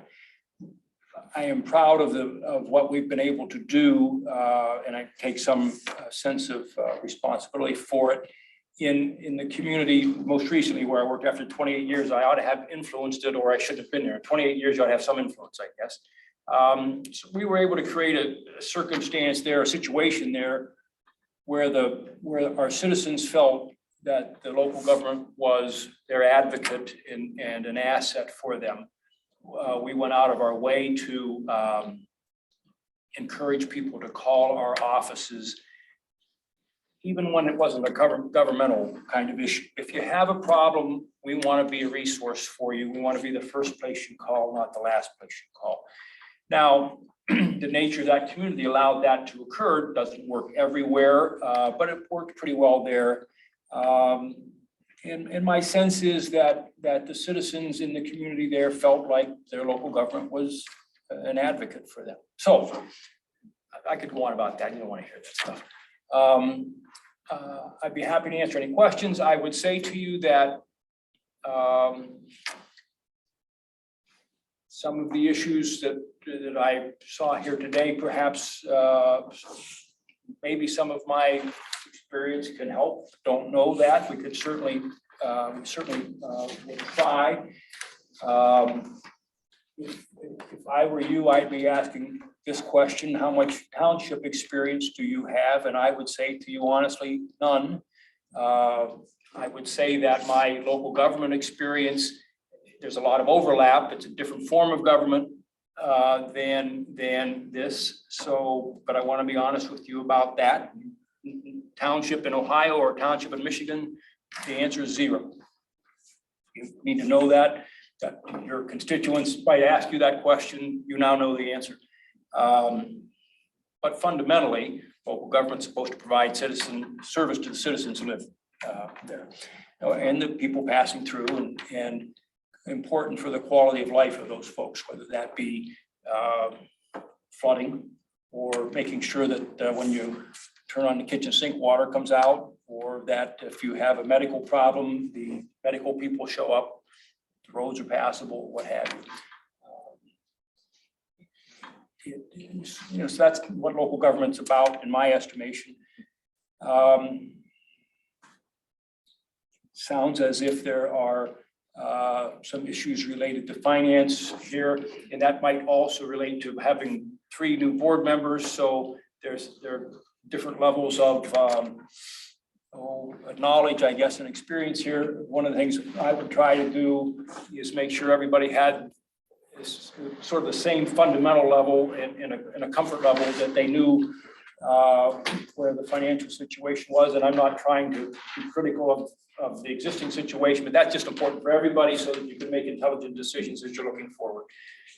No different than at your home. If you don't know what your situation is at home, it's tough to make plans. Same thing for an organization like this. I was asked about communication. 2 points I'd like to make in that regard. Number one, again, back to my experience, I tried always, wasn't successful always, but tried always to make sure that elected officials heard bad news from me. That you didn't hear it at the grocery store, you didn't hear it from somebody else, you heard it from me. Sometimes you can't control that and it happens other ways, but for the most part, I think we were pretty good at, bad news. What might that mean? It could mean a serious automobile accident. It could mean a problem in the organization. Who knows what that is? But you would hear that from me. The other aspect, as it relates to communication, is, and I think we were pretty successful at this, is that we would provide information in writing. And typically what I would do is send something every Friday to the elected officials. And it would have 3 or 4 components to it. It would say, here are the reminders, here are the things that are coming up. Just if you didn't get it on your calendar, here it is. And we might tell you something that's coming, 2 months out, and you might say, geez, I see that every time, because we understand that sometimes you see that and you forget about it. So we might do that more often than you think is necessary. We would also say, here are some things that have gone on in the week, or here is an update on this project, or here's where the status of this ongoing project. We would try and do that pretty frequently. We would also look forward and say, here's what the next agenda is looking like. And the reason for doing that is so that you aren't surprised, you get information well in advance. And we wouldn't just say, here's what the next agenda looks like. We'd say, here's this item, we expect that to be on the next agenda. And again, I understand that the roles are a little different here than what I'm used to. In the places where I worked, it was mostly me putting the agenda together with the mayor, but frankly, I did most of that work. Those kinds of things might not be the same here, but nevertheless, what we would try to do is say, here's what you're seeing coming on the agenda. And as it gets closer, there would probably be more information on this item and this item and on this item, so that, and you might be doing that already. Frankly, I don't know. But that's kind of the approach that I have found to be successful in the past. Everybody gets the same basic information. If an individual has a question about this item, which may be of interest to that person, that item, you know, they can call or what have you, but at least everybody has the same basic information. That's not to say that things don't come up at the last minute. That happens sometimes, but you know, we try to keep that to a minimum. A lot of, at least my experience with a lot of local government stuff is you can see that stuff coming, you know, in advance. And as long as you're paying attention, you can start getting the word out to everyone, so that a lot of the questions are answered, you know, before you get here, and you can be focused maybe more on making the decisions. Not to say that there shouldn't be discussion, because there should be, but those discussions should be based on full information. Back to my other point, I guess I didn't elaborate entirely, and I'll be quiet. In terms of the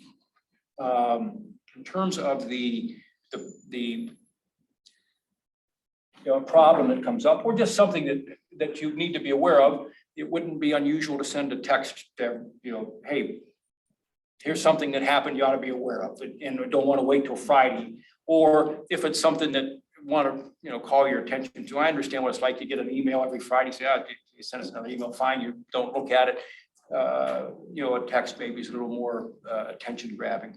So, but again, for the most part, everybody get the same information. That doesn't mean that somebody might call and say, I don't understand, or I have a question about this thing that you sent, or what have you. But we try to create kind of a foundation of information that everybody gets the same stuff. And frankly, that's sort of the same thing with the finances. Get everybody on the same page. Some people are going to be more interested in it than others.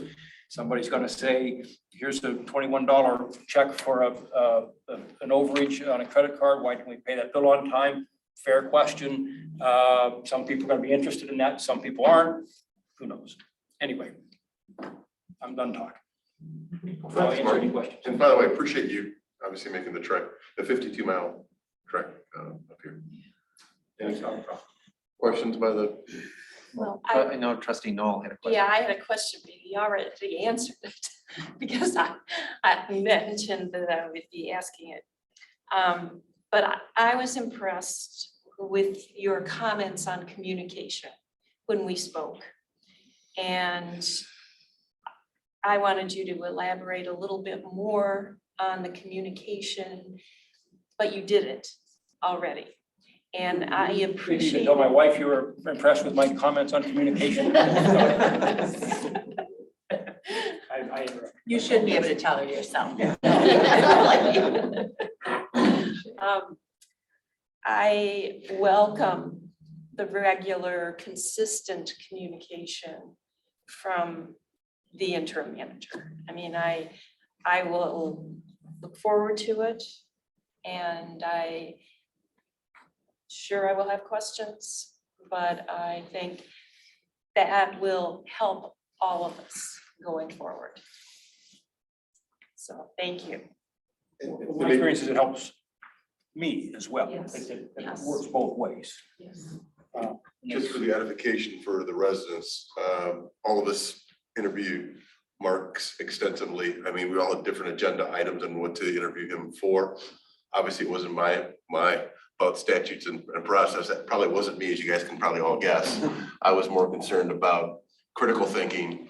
You know, how do you solve problems? Do you have a steady hand? You know that there is some tension and friction. How can we help mitigate that and get us to better work together? And I thought Mark was an outstanding individual for that. The other things I liked about Mark would come in as through his LLC, so he'd be on a contracted basis. And the good thing about that, and don't take this wrong, is if the day comes, we will hire a permanent director, right? I mean, or administrator, and Mark is keenly aware of that there's no real liability, if you will, because it's, I don't know, an at-will employee. It's a contract. We sever the contract. There's probably you know, a notification period within the contract, give you subject to 30 days or whatever that time frame is. So there's no exposure on our end. And I think it just kind of somewhat incentivizes us to find the permanent role that all of us 100% unanimously, or even finally, you used a word for that, I can't remember. Unilaterally can agree on. Whatever you used earlier, Jessica. Unanimous, that's what I want. Can agree on. So those are the things that attracted me, and we thought it was we all had a kind of discussion a little bit, that it was, I think, incumbent upon us to have Mark, have you, the residents, meet Mark. So it's really kind of more for, I think, for the folks on the internet and the folks here in the audience to get a comfort with why we think Mark's a good choice and could fill this role here in the interim, not only on I think the steady hand perspective, his experience perspective, but I think in the contractual side, that was very attractive. I like that approach. So I don't know if anybody else has Jessica comments or. Yes. Clerk Flintoff. Yeah, just, I have two, I'll do one then. No, I'll wait. Mark, good meeting with you. I like that you have 42 years of experience. I respect it, I appreciate it. I can tell that you are ethical and competent, and I will enjoy working with you. I would ask, just to clarify a couple things, that in your time here, that you would be here pretty much full-time, like on-site, or would you be 5 days a week on-site? Or what is your thought about that? Well, my thought is that I would be here on site 5 days a week. Certainly in the beginning. I suspect all the way through, it looks to me like there's plenty of work to do here. So that would be my expectation. And certainly, well, it's not like tied to 5. What I notice is, you know, it's, you know, I think it would be helpful for staff. They were really able to start building that relationship with David Rowley, our previous administrator. And so I think some consistency with the people that you're directly supervising, whatever that looks like, on-site, off-site, but some sort of consistency, especially because there's going to be another transition. Well, I'll give you an example. When I was working in Ann Arbor, it was in the thick of COVID, and I worked there. The arrangement there was for 3 days a week. Right. I drove to Ann Arbor 3 days a week and sat in an office, a suite of offices. It had 14 offices in it, and it was empty most of the time except for me. Right. So working at home is not attractive to me. Okay. If there's an alternative, it's so unattractive to me that I would drive Ann Arbor and sit in an office at a computer that I could have sat at home in front of that same Not that computer. there's not flexibility, it's just here, the work really happens here. And something else we talked about was, you know, given your being an interim 3 to 6 months, whatever it is, you know, and you know, we have, I think, you know, financial management issues. The board has, you know, not filled the finance director position for over a year. We need 2.5 to 3 finance, depending on the experts you ask. Certainly, you know, after exhausting all other options and the board taking the books from me, as I explained, and actually changing them, filed suit. So we're embroiled in that, and your job description is part of that. So I've also talked to you about the kind of HR, the lack of HR structure, no performance incentives, kind of high and low performing, all kind of moving forward. So what do you think is realistic? Where would you focus in 3 to 6 months?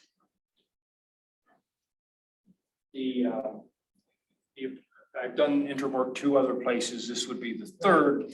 And I would say to you that there are, in my mind, at least sort of 3 priorities that you try to accomplish. These are general and become more specific. But number 1 is, as I said a moment ago, to make sure that the quality of life that's enjoyed by the citizens here continues. And I suspect that is already happening, but I would see it as part of the responsibility of this position to make sure that is occurring. It's occurring as well as it can be, as efficiently as it can be. So that's partly just making sure that the phone gets answered, and as a simple example, when someone calls. The second thing is to identify projects that are in process. And I presume there are some, I can't identify them right now, but I presume there are some that need to get finished or need to get in the pipeline so that during the next construction season, they're ready to roll. And again, I can't identify them now. That's something we would do and say, all right, well, what do we need to do to keep those things moving along? Another kind of general big picture sort of thing. And the third thing, frankly, and this is even more general, is I would try to create a situation where this position was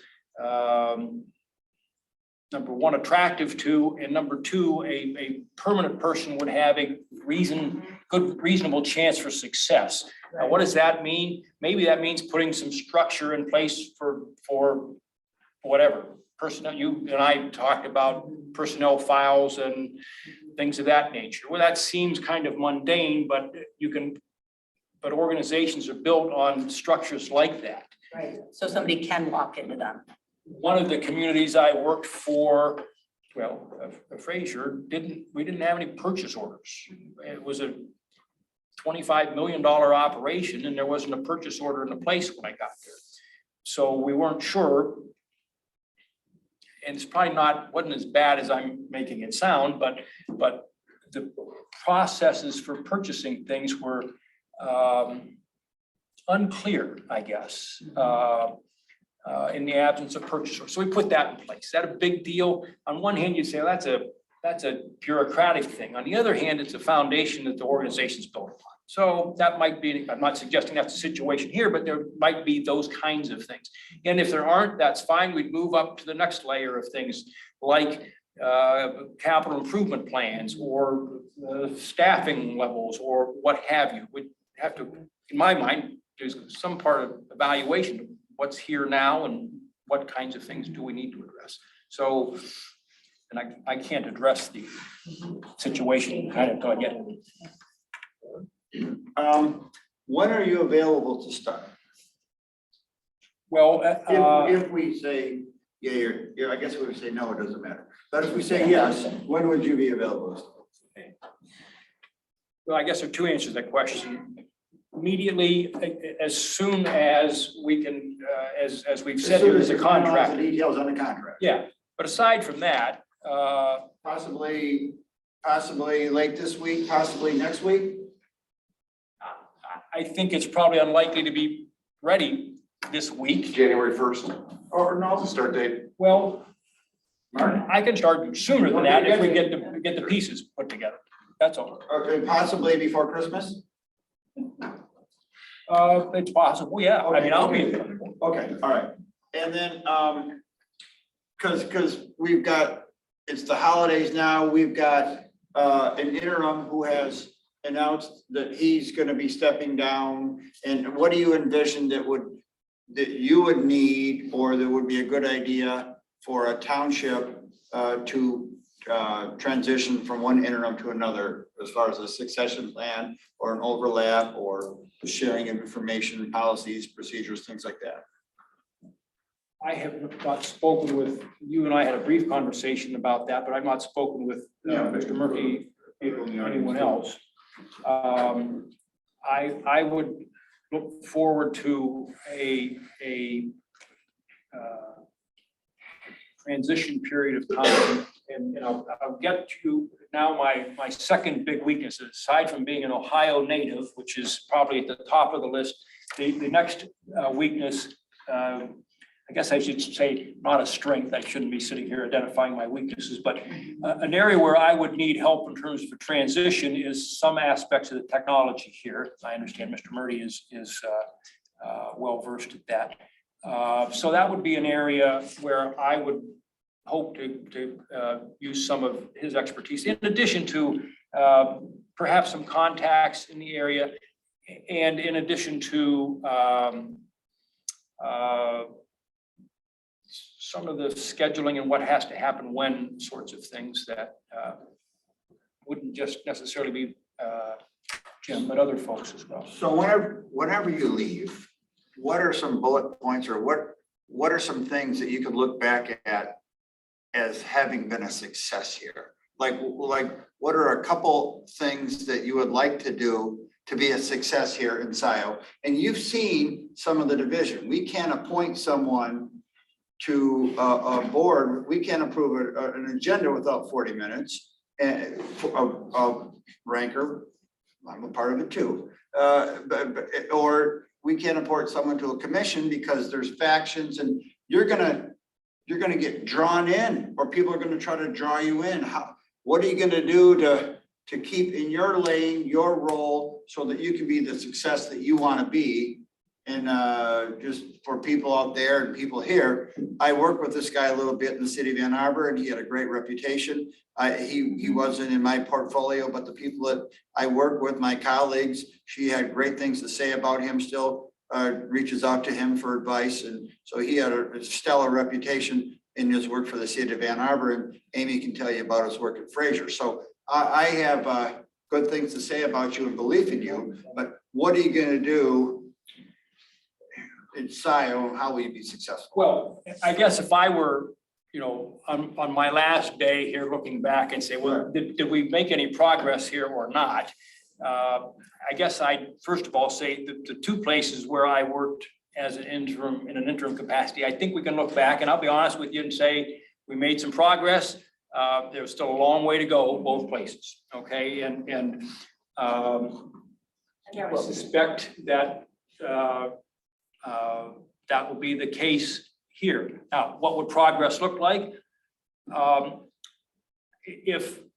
again, I'm going to be entirely blunt with you. If I leave in 6 months and it takes you 40 minutes to figure out what your agenda is, I'm going to say that I didn't do a very good job here. Okay, and I'm not trying to be nasty or hurtful, but my golly, you got to do better than that. And so, for being honest, during that 40-minute conversation, I'm thinking, do you want somebody here to help? Do you want to improve that? Or do you not? I don't know. That's a decision you have to make. If I'm government here, we're going to work on that.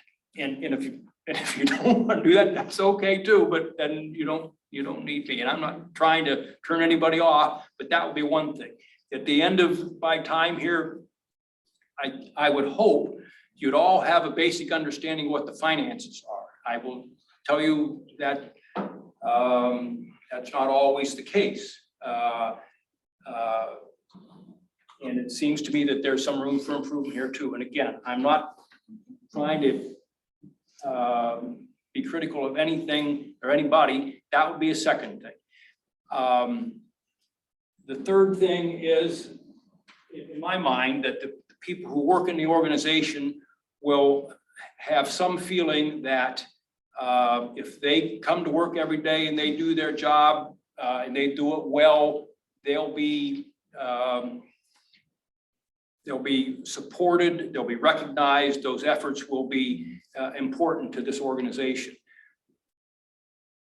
One of the important pieces of this job is to be a, you could say a filter or a buffer or whatever between the elected officials and the people who are coming to do work here every day, okay?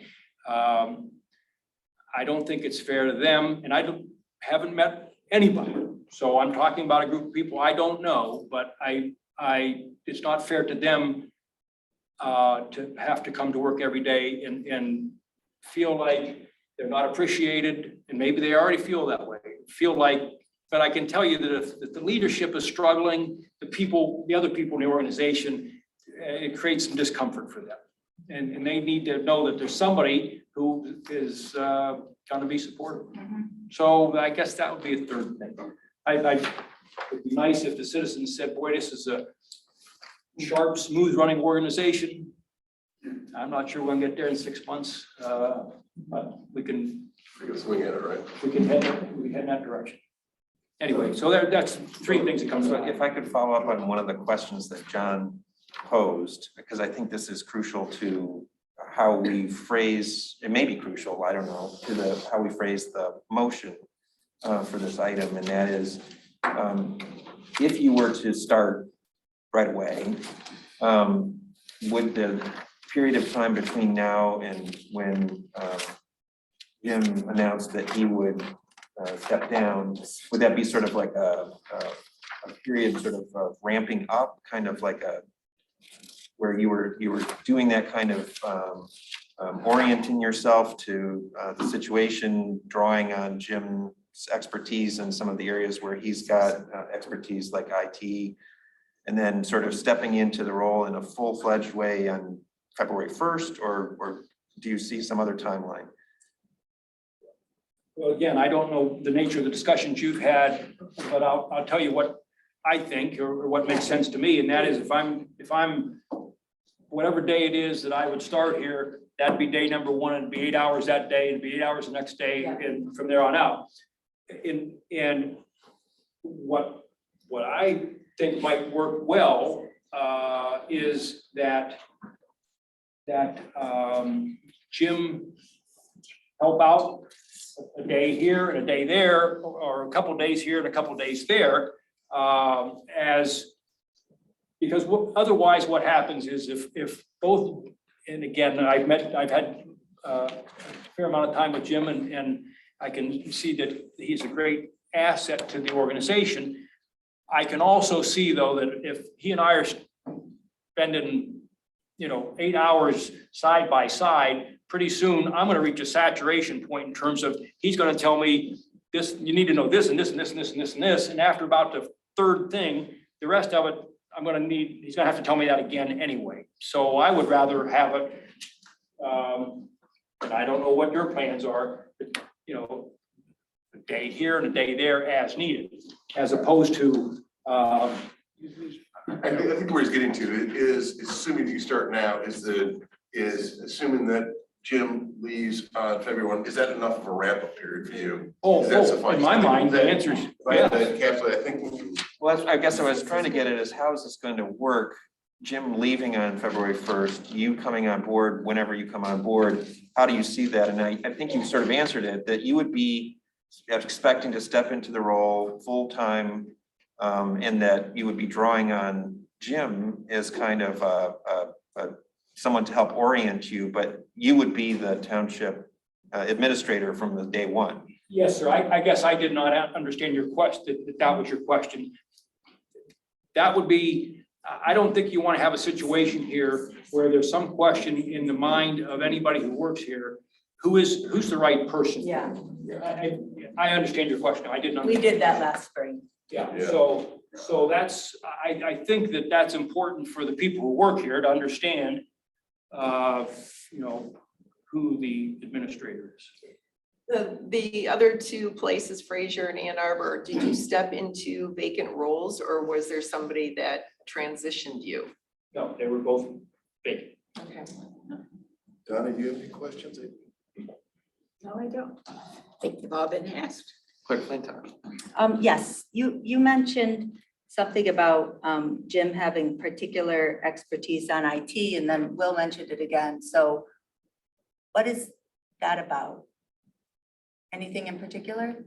And I asked just because we have an IT provider, and outside, Jim used to be our IT director when he was here. He's super handy with computers. And that has been part of the conflict. So I'm just raising it to be really straight up. I read it somewhere. Yeah. That's. Okay, great. Yeah, definitely. Overseeing a contractor, but we don't expect the administrator to have the technical skills of an IT person.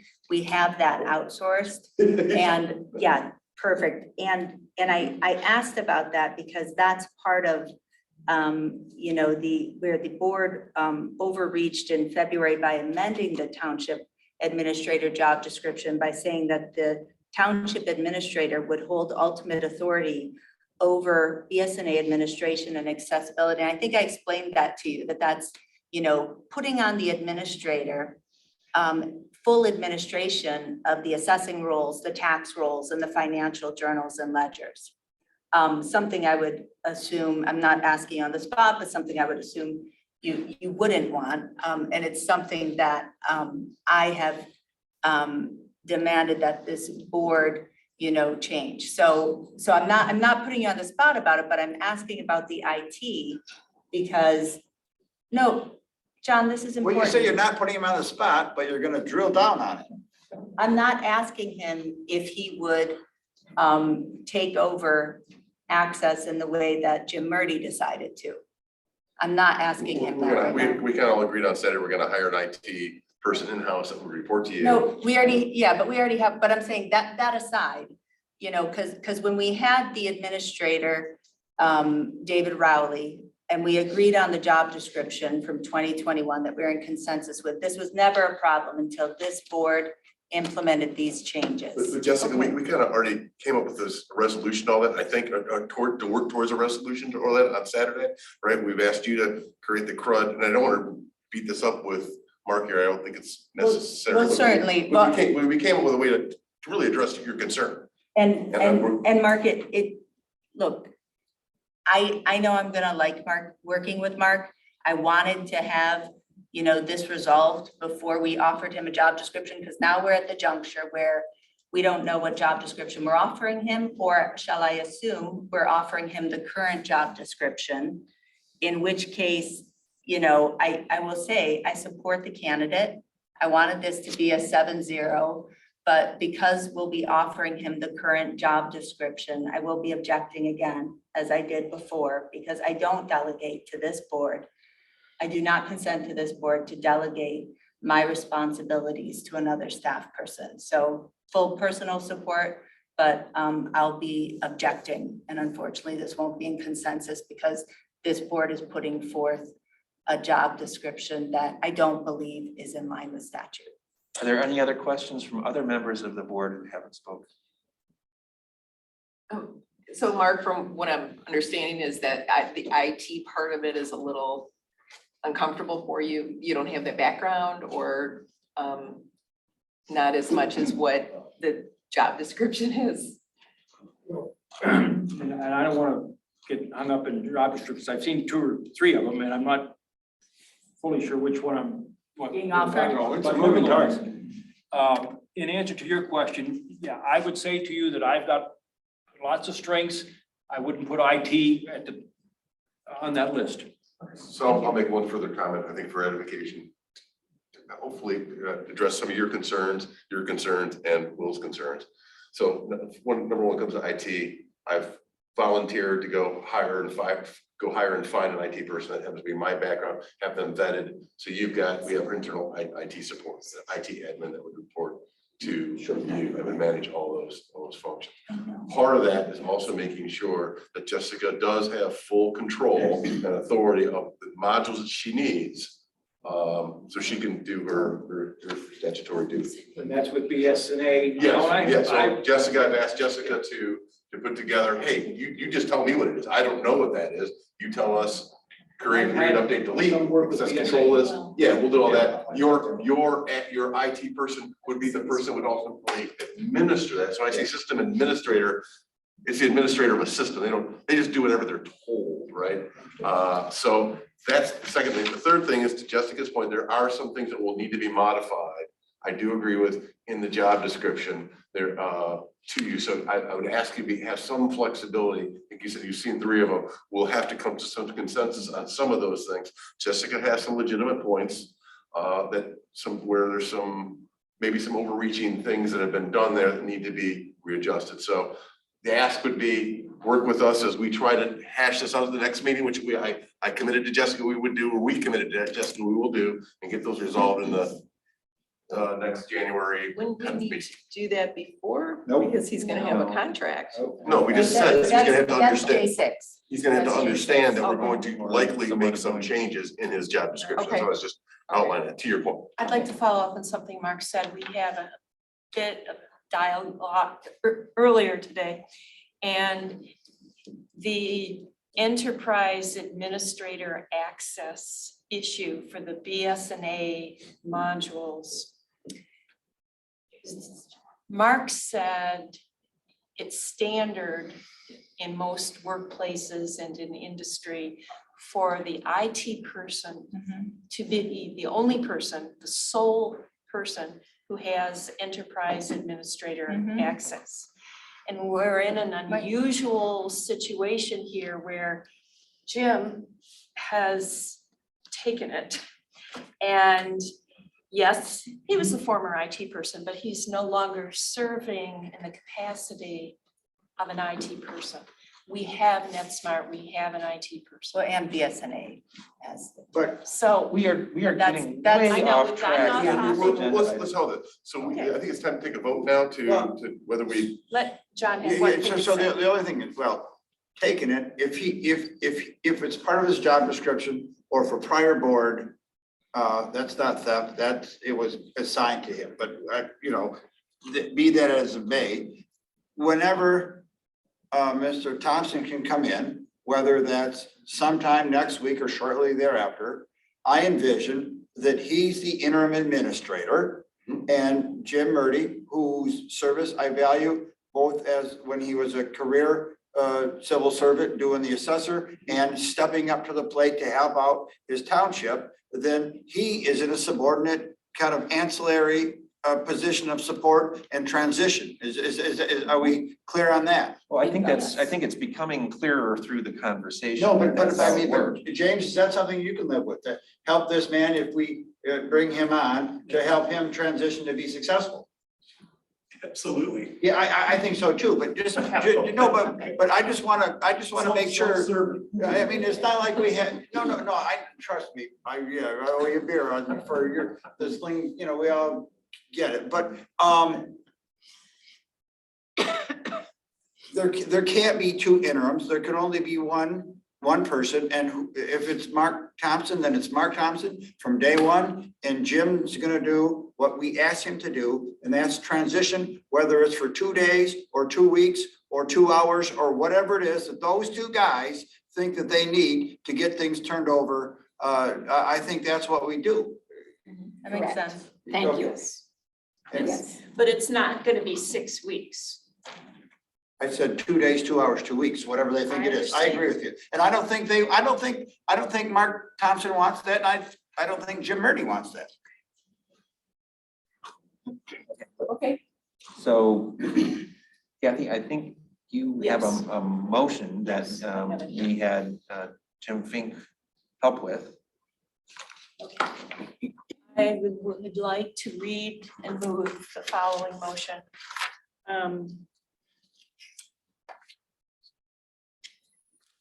To authorize the supervisor and clerk of Scio Township to retain Mark Thompson of Management Advisory Group LLC to serve as the interim administrator and as a contractor, pending the final board approval of a formal contract, services and compensation to begin immediately at a rate not to exceed $110 per hour, to be paid from general fund account 101-172. I would support.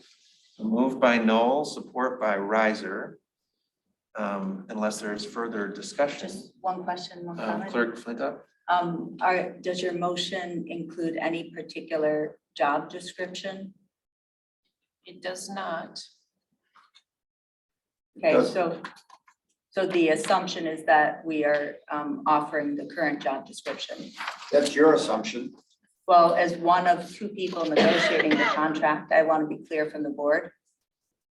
subject to modification, That's fair. subject to modification that we will do on the next board meeting. Okay, and then I will say just one more comment. Again, Mark, look forward to working with you. And I do under MCL 41.75A, do not grant my consent to this board to delegate my statutory duties to you. And so I'll be voting no on this. The only comment I have is that it's more than we paid other prior interims, with respect to the money, but we asked Amy Sell, our recruiter, on that. We did our due diligence, and the price, while higher, is supported by the comps and by the market rate, and we've confirmed that with her ahead of time. So I know we've got people on the finance, on the kind of the Scio I wouldn't say finance committee. What's your group, Kathleen? Compensation Commission. No, not compensation. What are you No, talking about? I'm talking about Fiscally concerned Oh, residents. yeah, the okay. fiscal, I'm just saying, people are concerned about fiscal matters in Scio Township. And I feel that we've done our due diligence as a board by looking at what the comps are and that the amount is supported by that. Yeah, and his travel expense is Yeah, included, that's all, yeah. that's an So- all-in price. So I just want to make that representation that's been looked at. That's all. Thanks. Okay, if there's no further comments, let's call the roll. Okay, Hathaway, Yes. Palmer, Yes. Flintoff, no, Brazo, Yes. Carrie, Yes. Noel, Yes. Riser, Yes. motion passes. Congratulations, Mark. I move for a 5-minute recess. I second that. 5-minute recess. We'll come back at 10 o'clock or shortly thereafter. Somebody fix the clock. Clock is right. It is fixed. Yeah, I think. Thank you. Mary- Thank you, Mark. Thanks, Amy. Appreciate it. Thank you.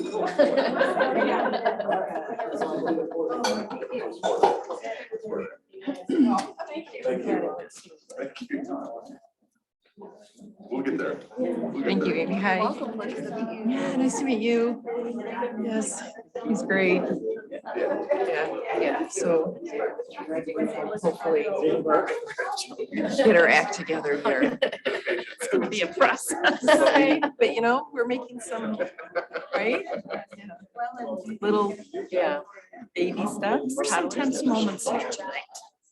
Yeah, I think we'll work through it. I think. It is bad. I mean, this is the first board, new board, total, you know, at a regular meeting, so.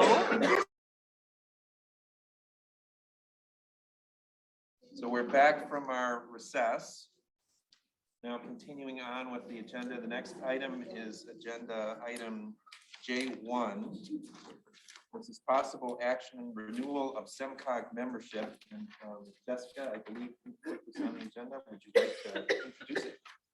Yeah, though this item's under our $5,000 threshold, I brought it back because we haven't used it much over the last couple of years. So I just wanted to bring it back for authorization, but also to ask that we appoint somebody to serve as liaison so that we actually get our value out of it. Mentioned it to Anna Cohn as a possibility. I haven't heard back from her for sure. I know she's gonna check on commitment, but we need somebody to be the liaison. So there's a ton of grant information, policy information, legislative information. When I put the question out to people, you know, OHM and Carlisle Wharton were like, they're such a great organization, they're essential. But we have so little staff capacity in-house to take advantage of them. I just was thinking, if the board could assign one of us or a staff person to be the liaison, we would get the value out of it. Jessica, at one point you said you were interested in doing it. I'm not. And I think it is a valuable organization. We should continue to use it.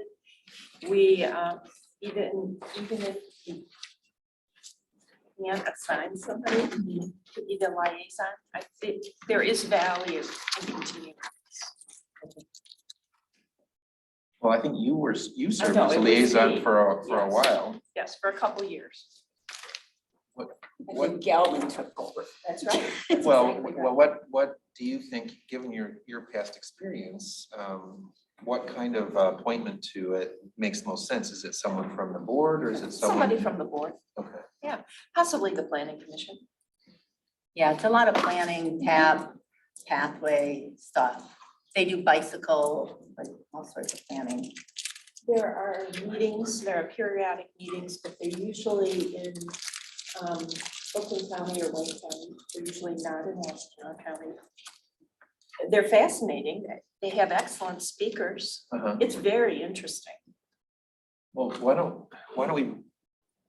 We don't need that. We can join the group to get the involvement and the, Yeah. I assume it's kind of like MTA, kind It of is, like. what I'm just saying is, we've been doing that for a No, couple no, years no. without Yeah, taking advantage, so. I'm gonna vote for it, but I don't know that we need to have someone assigned tonight to. I know, I'm just raising the Yeah, issue. Yeah. Why don't I talk with Jan Culbertson, the planning commission Yeah. chair, and see, because I think that It may be that there's someone on the planning commission who would be interested, and that would be a good connection to make, and that could be a transition to somebody from the board at some point, but Yeah, I don't think it has to be board, just somebody who can identify grants and policies in area, just kind of has an idea of everything that's going on and can. I'll refer ask, resources. I'll ask Jan if. Yeah, uh, maybe Okay. that new person on the planning commission.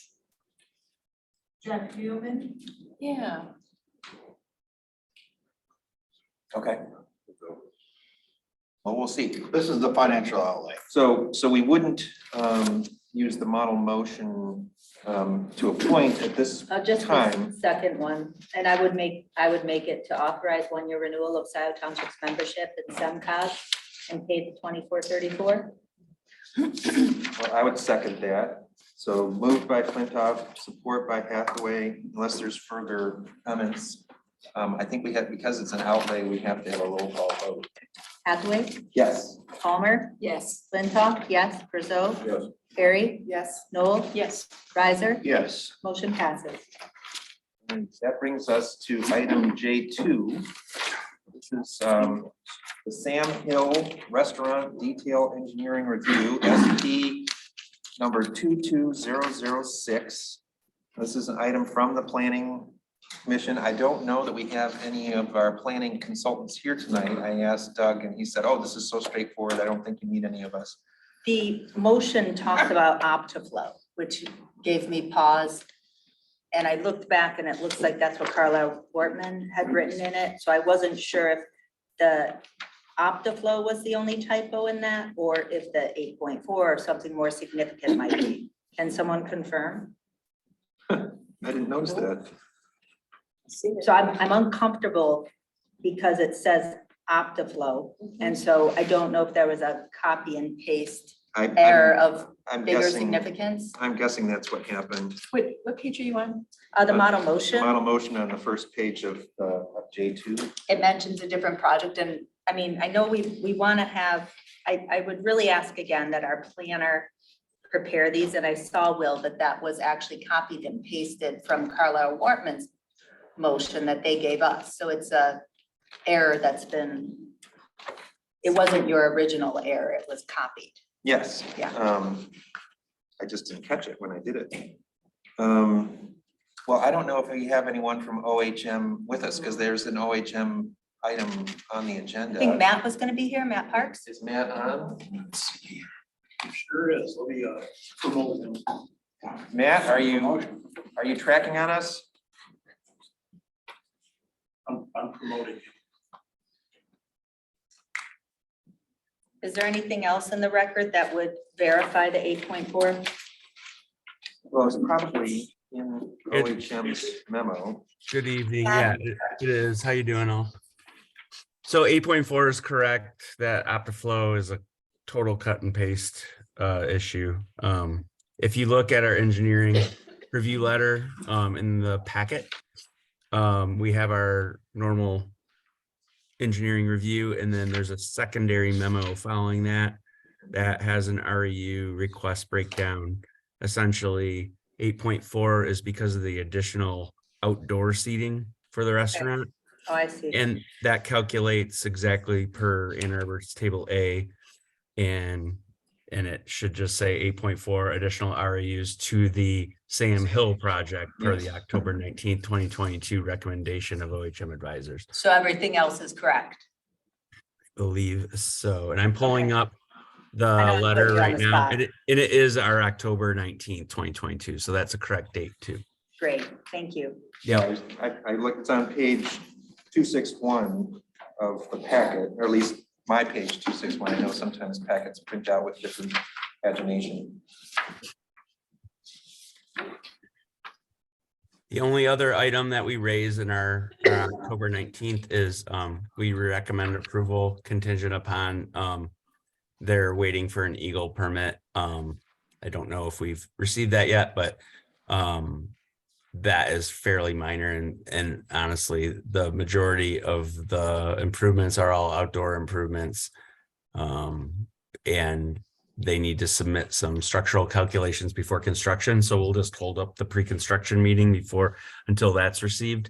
And I don't think they're planning on doing much until the spring anyway. So They're in good. I see an Eagle permit in the packet, Matt. Okay, they got that then. Great. It's dated November 28th. Okay, excellent.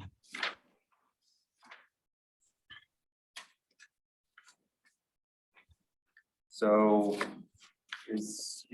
why don't I go ahead and read the motion now that we know what it should say. And that the motion is that the Township Board of Trustees approve SP number 22006 to construct a 1,000 square foot brick paver patio at grade along the west building elevation, a 6,000 square foot outdoor deck seating area, bar, game area, encumbering a portion of the existing parking area, the westernmost parking portion, based on the recommendation of the Planning Commission provided in the minutes of their regular meeting held on May 4th, 2022, and to approve allocation of 8.4 additional REUs to the Sam Hill project per the October 19th, 2022 recommendation of OHM advisors. Is there a second? Second. So moved by Hathaway, support by Flintoff. Unless there are further comments or questions, all those in favor say aye. Aye. Those opposed? That item is approved. That brings us to item J3. This is to accept the county public safety / mental health millage grant and approve extension to sheriff's services contract. And folks may remember this was on our agenda before and was pulled. And we've subsequently had an opportunity in a couple of different meetings to talk with people from the sheriff's department.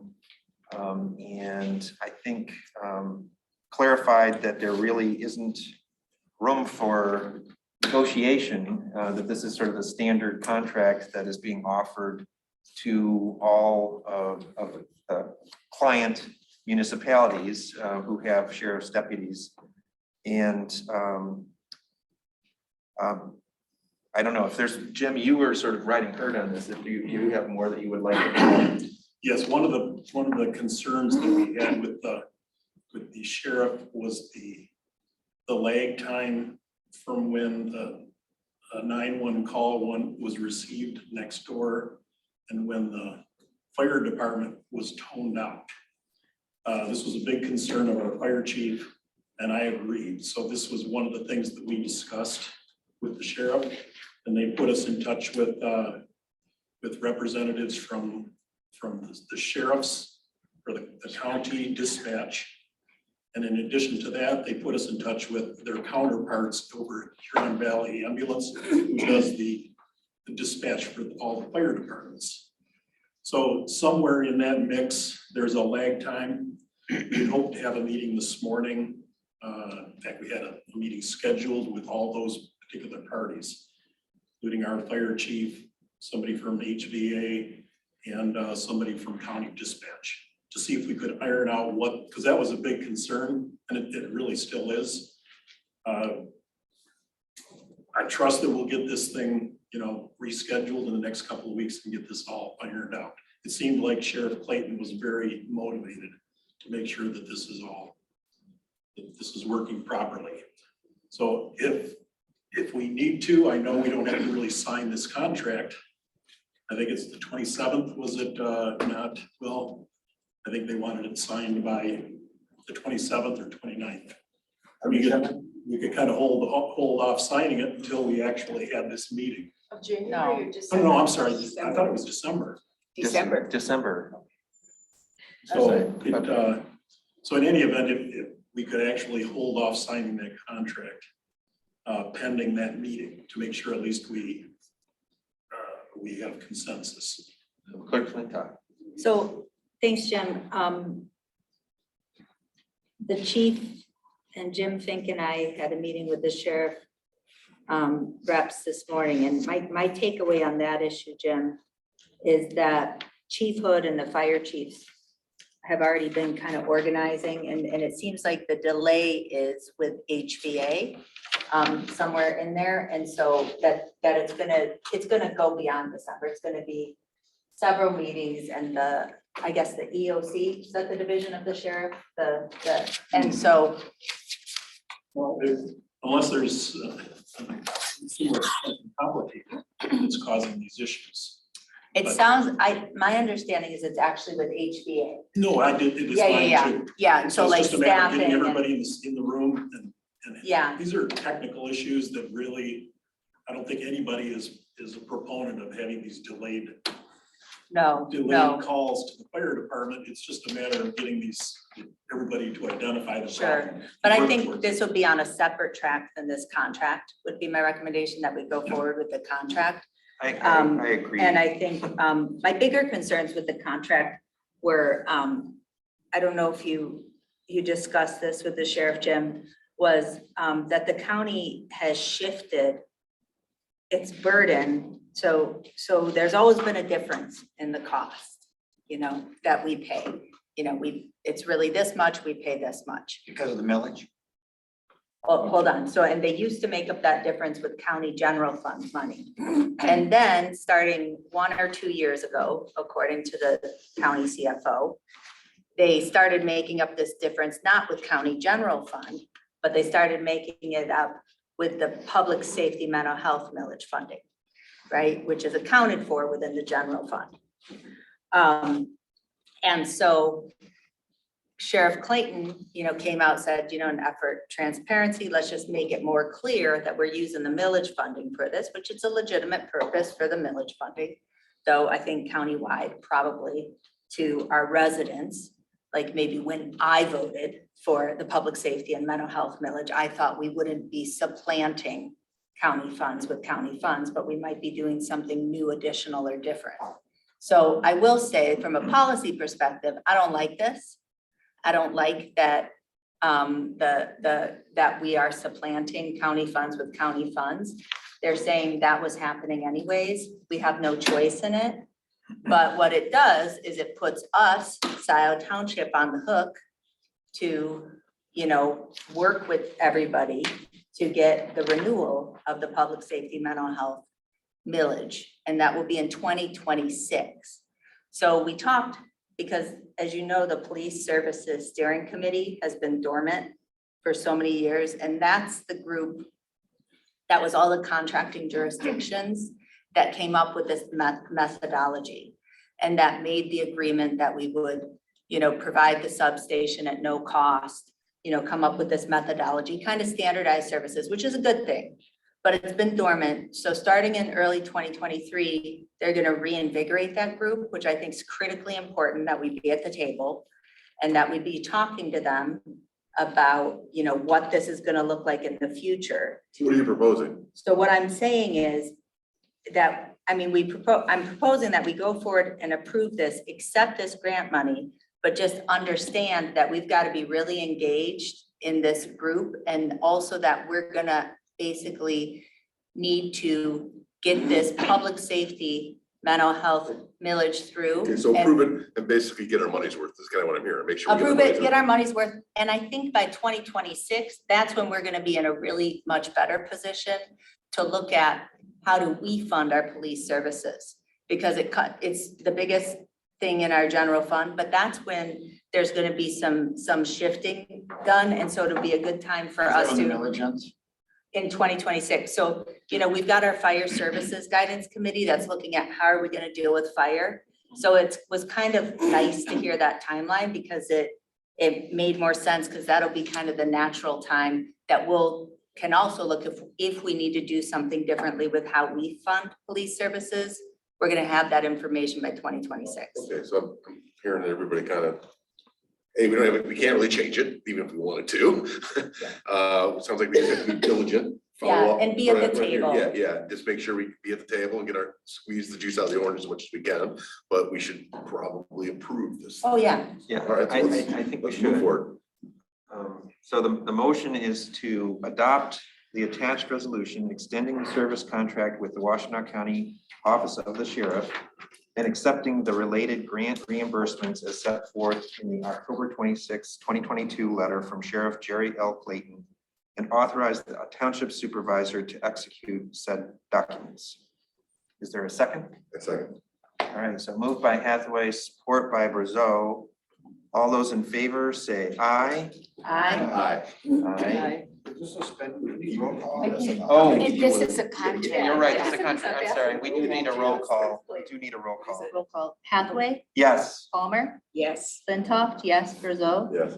Carrie. Yes. Noel. Yes. Riser, Yes. Okay, resolution adopted. thank you, Donna. Keeping it on track there. Well, I think about the importance of Yes. whatever it is. Well, And you're. if you're not sure, do it. Yes, Matt, if you're still out there, now we're on the Zeeb Road Pathway Phase 5 Preliminary Engineering Services. Yep, and I think I saw Anna back there in the audience too. We wrote a proposal to her dated November 29th, 2022. This is the probably the most significant section of the Zeeb Road Pathway Saga. Phase 4 wrapped up earlier this fall. This includes some pretty significant engineering and construction elements. The important thing about this proposal is this is just preliminary design. This is going to set the tone for Scio to be able to apply for a TAP grant and basically get all of the easements, the majority of the permitting things taken care of, and position you guys to maximize a TAP grant request. So we basically have this going to 30% design. It consists of 5 different tasks, 6 different tasks, 7 different tasks actually. Both project meetings, stakeholder meetings, topographic survey on some of the areas that we haven't received topo, including the railroad right away, which takes quite a bit of permitting on its own and fees from Amtrak, as well as geotechnical investigation for the bridge, which is quite significant and very, very deep. And it includes MDOT meetings and Amtrak meetings with the railroad at grade crossing, which is quite difficult and takes quite a bit of time. We're learning as part of the border to border D4 segment right now. And then the 30% design, which is more traditional, just CAD work and whatnot. Task 6 is structural design to identify a lot of the key elements and get pricing components figured out. And then probably the most significant thing, and we'll be working pretty closely with Anna and others, is getting ready to apply for TAP. And TAP grants, this is an absolute home run candidate for a TAP grant. It connects to the border to border.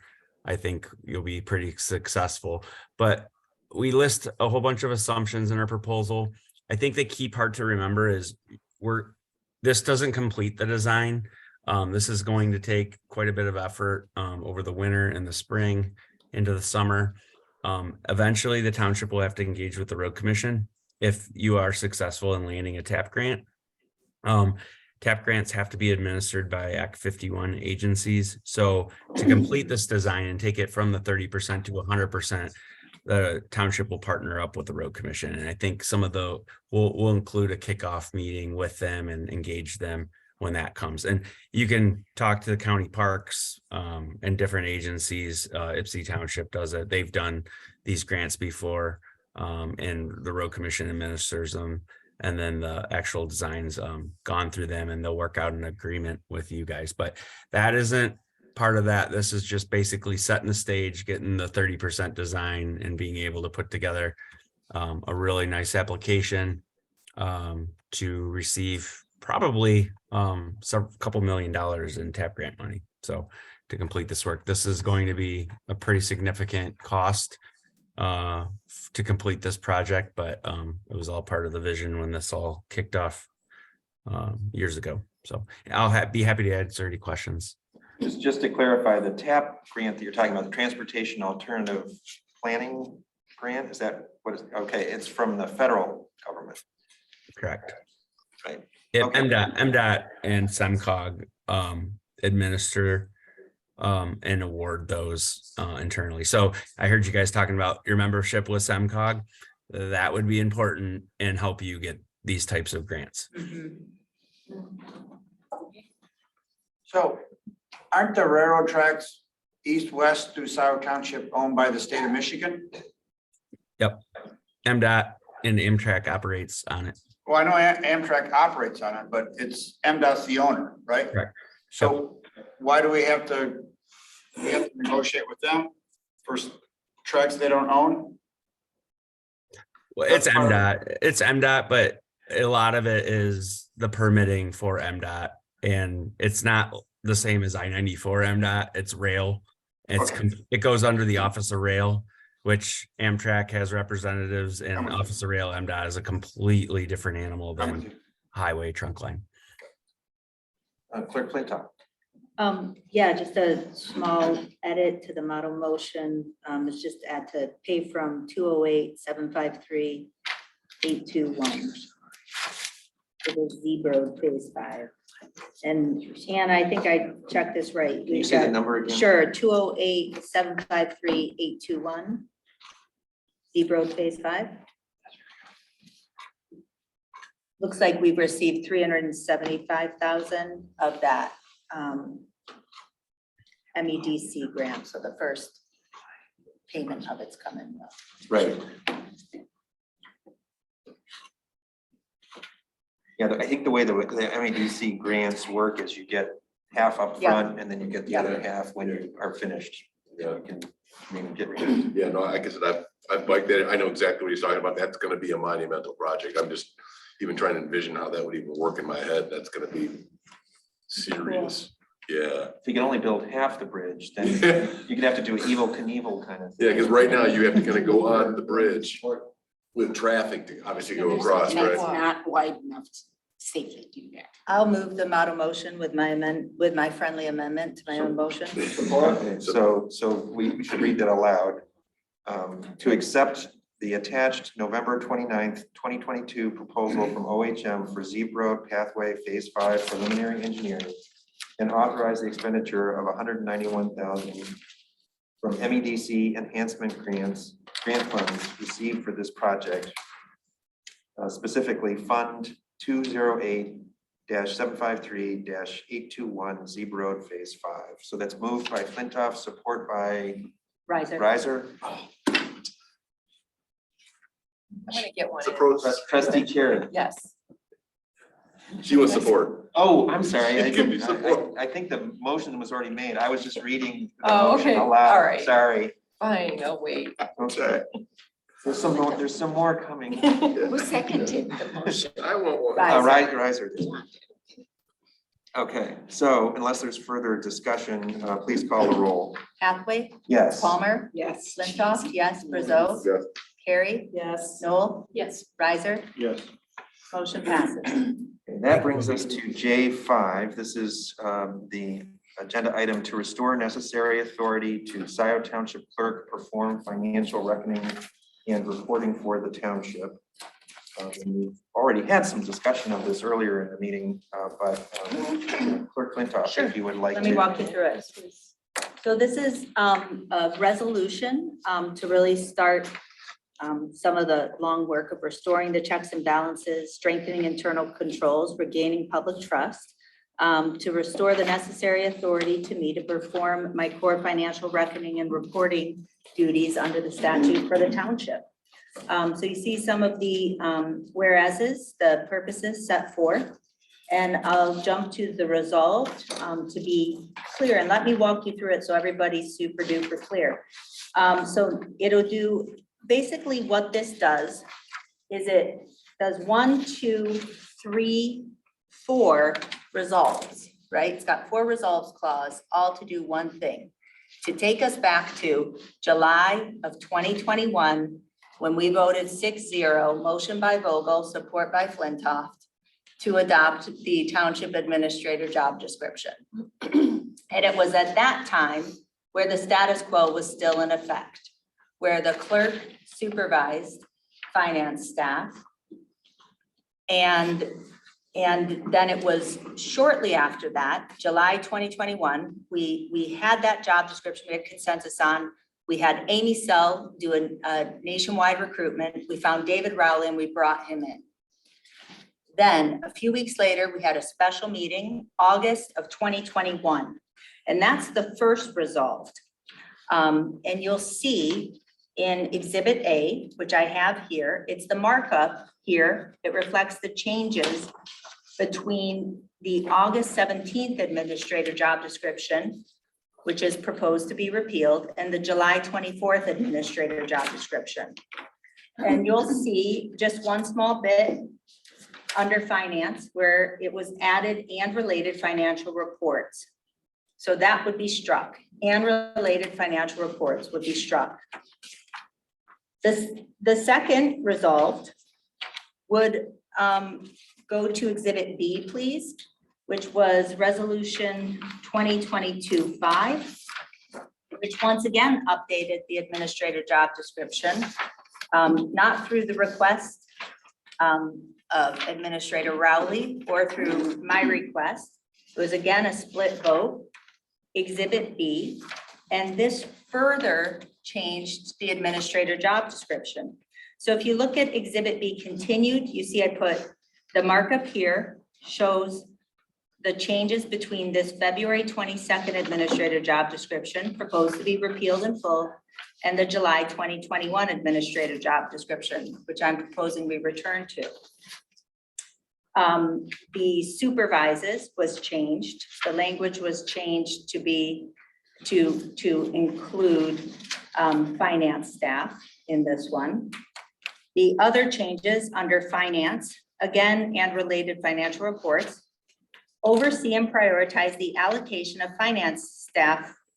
Oh, let me back up. Under administration, you'll see that it was added to chair the Budget and Finance Committee and become the Township FOIA coordinator. I'm not suggesting we touch those today. I'm suggesting we focus on finance and to strike again, oversee and prioritize the allocation of finance staff work time to accomplish tasks and hold ultimate authority over BS&A administration and accessibility, which then when interim administrator Jim Murdy was hired, he read that to understand, to implement it in the way that he has. When David Rowley was here, he never did anything with that. He did not think it was necessary, told me he did not know why the board was doing it and understood my concerns fully. So just can we kind of tackle these maybe just one at a time? Because we try to tackle them in its totality. I think it's going to be a bit overwhelming for everyone, certainly for myself. That's fine, that's fine. So yeah, why don't we just, where do you want to start? why don't you do the one that's, well, we can do it in order, or we can do the ones that you deem is the most important. So The ones, how would you like to do? I have a few red lines that are struck through and all of those are important. I would say the ultimate authority language, hold ultimate authority over BS&A administration and accessibility, ultimate authority over administration of all software, including assignment of access, and the supervision of finance staff. Those were the three changes that this board made over my objection. Okay, can I ask you a question too? Why, there were probably reasons why those changes were made. I don't know if they were good reasons or bad reasons, but they made those changes. Why were those changes made? Well, we're covering familiar ground here. I mean, this is some of this is stuff that we talked about in our working session on December 3rd. But the reporting relationship between the staff, all the staff, and the township administrator, we realized we needed to clarify. And so that was actually done with support from David Rowley. It was not done sort of independent of him. And his position was that all township employees, other than the deputies who were obviously report to the officers for whom they're deputized, report up to the township administrator. So. And that is not what he told me. Well. Or stated publicly ever. Yeah, was that stated publicly? I No. don't remember that. He was. Okay, Go on. It's not, obviously, I guess, there's some differences of opinion about where David Rowley was at, but the reason that we put that in there was to clarify that all of the township employees, all the staff reported upward to the township administrator that he played, or she, if it was a she in that position, played that role, and that there wasn't this kind of siloed situation where you had some employees, some staff who were reporting to a particular elected official rather than a central administrator. Got it, okay. So, Whoa, wait a minute. Oh, go ahead. okay, so one comment. Again, maybe the ultimate authority is the wrong word. Here's how it would work in any organization that I've ever worked for. Me as the CEO do not even control who has access or doesn't have access to any of our systems, okay? I understand normal organizations. I really do. I got, okay, all right. Well, But that's a cheap shot against Scio Township. Let's try to be normal. I mean, I would like for us to be normal, so also I'm saying, a normal township as we were. so what I guess Jessica was, let's just talk about BSNA. I thought we had a resolution on how to solve that challenge. Mark, I don't, yet to be seen. I don't think so. I don't think the But we're waiting rest. on you. No, Mark. The Jim Murdy maintains that this provision in his job description, when he was hired on May 10th, on Friday night on May 13th, he and the supervisor and Mike Homier got on the horn with NetSmart. They went in, they demoted me, took away my access. This is all documented and I have I know, but please, but what I'm saying is they took that provision, ultimate authority over BSNA access. That is what this board and has pointed to in court, but it all started with Jim Murdy saying, and Will Hathaway saying that it's his job description to do this. And because of that provision, ultimate authority over BSNA. And at the time, in February, I said, I object because, hopefully this would never happen, but what could happen? And then there we were in May with it happening. Okay. And so, what will not happen with what, finishing the CRUD and the resolution adopted as part of the consent agenda is the township administrator, this board position should not have control over the supervisor's records, the treasurer's records, and the clerk's records. I don't think anybody's suggesting that. But that is the case, because with the authorities that the administrator currently has, even with the resolution adopted, unless this provision is repealed, currently, the Jim Murdy can always go in and undo anything. Okay, so well, Jim, obviously, let's say the new interim supervisor, because Jim Murray's here for another 30 days at best, or 45 days, so I maybe start using Jim's name. But what I think what we're saying is, you tell us the access rights that you deem you need to perform your job. We will make I'm totally okay to make it at a board resolution, whatever you think we need to do to make sure that stays in force. Right? But the person who admins the system is the IT person who would report to the township administrator. That's all I'm saying. Oh, agreed, but the IT person does have that, and BSNA does have that. So what I'm saying is, the board administrator should not hold ultimate authority. The problem is that this board, or Jim Murdy, or Will, or however you want to say it. Yeah, I agree with you. I think the word ultimate authority is a bad word. But what I'm That's a saying bad is, term. Mark, this phrase is what started this whole problem.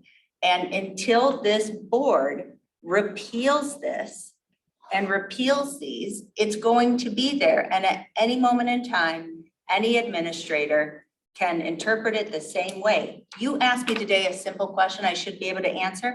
I can't see the history of access. People can post to the general ledger from any of the 7 financial modules. I mean, and this is beyond CRUD. What I'm saying is, I need to be able to control for the journals and ledgers of this township. And I am not subordinate to the board, nor is the supervisor or treasurer. I'm agreeing with you. That's Okay. what I'm saying. I agree with you 1000%. So to- Amen. So to implement that, this line has to go away. Like I said, I think those are bad words. I agree with you. Those are Okay. bad words. We're actually. Okay, so that's locked in on why, this. that's why I'm proposing a red line through that. So I didn't really answer that part of your question. So I think what the Question word, earlier. I'll stop here. I think what the word should say is, I'm just taking a stab at this, that the system administrator should have administrative control. There's a thing called administrative control, but not authority. Well, That's a whole different animal. Exactly, Right. and our IT person does, and that is not the administrator. Well, if the IT person reports to the administrator, at that point, he is kind of responsible for administrative control. He delegates it down to the IT person, but he's responsible for administrative control. So that means if you want to change, it's his job to go make sure there's a change. If Donna wants a change, it's his job to go make sure that IT person makes the Right, change. and that's but the issue is, I think that the IT person reports to the whole organization. Certainly, the administrator oversees IT. But that doesn't mean that the administrator has the authority over access to. Agreed. Yeah. So we just gotta come up And with so the right that's- words. You and I are saying the same thing. Yeah, I We think just gotta so come up with too. the right words that Yeah, make sense. And the policy problem is, I mean, what you might want to test out here is there is not agreement at this table. Okay, so let's test that. Well, wait a minute. I agree with her and I agree with you. Well, we're saying the same thing, so I know, we're I just aligned. said I agree. So who disagrees, I guess, would be with that? Don, I mean, are you okay with that? I have a question before any of this. What is the issue? What is the issue? Explain it, Jessica. What is your issue?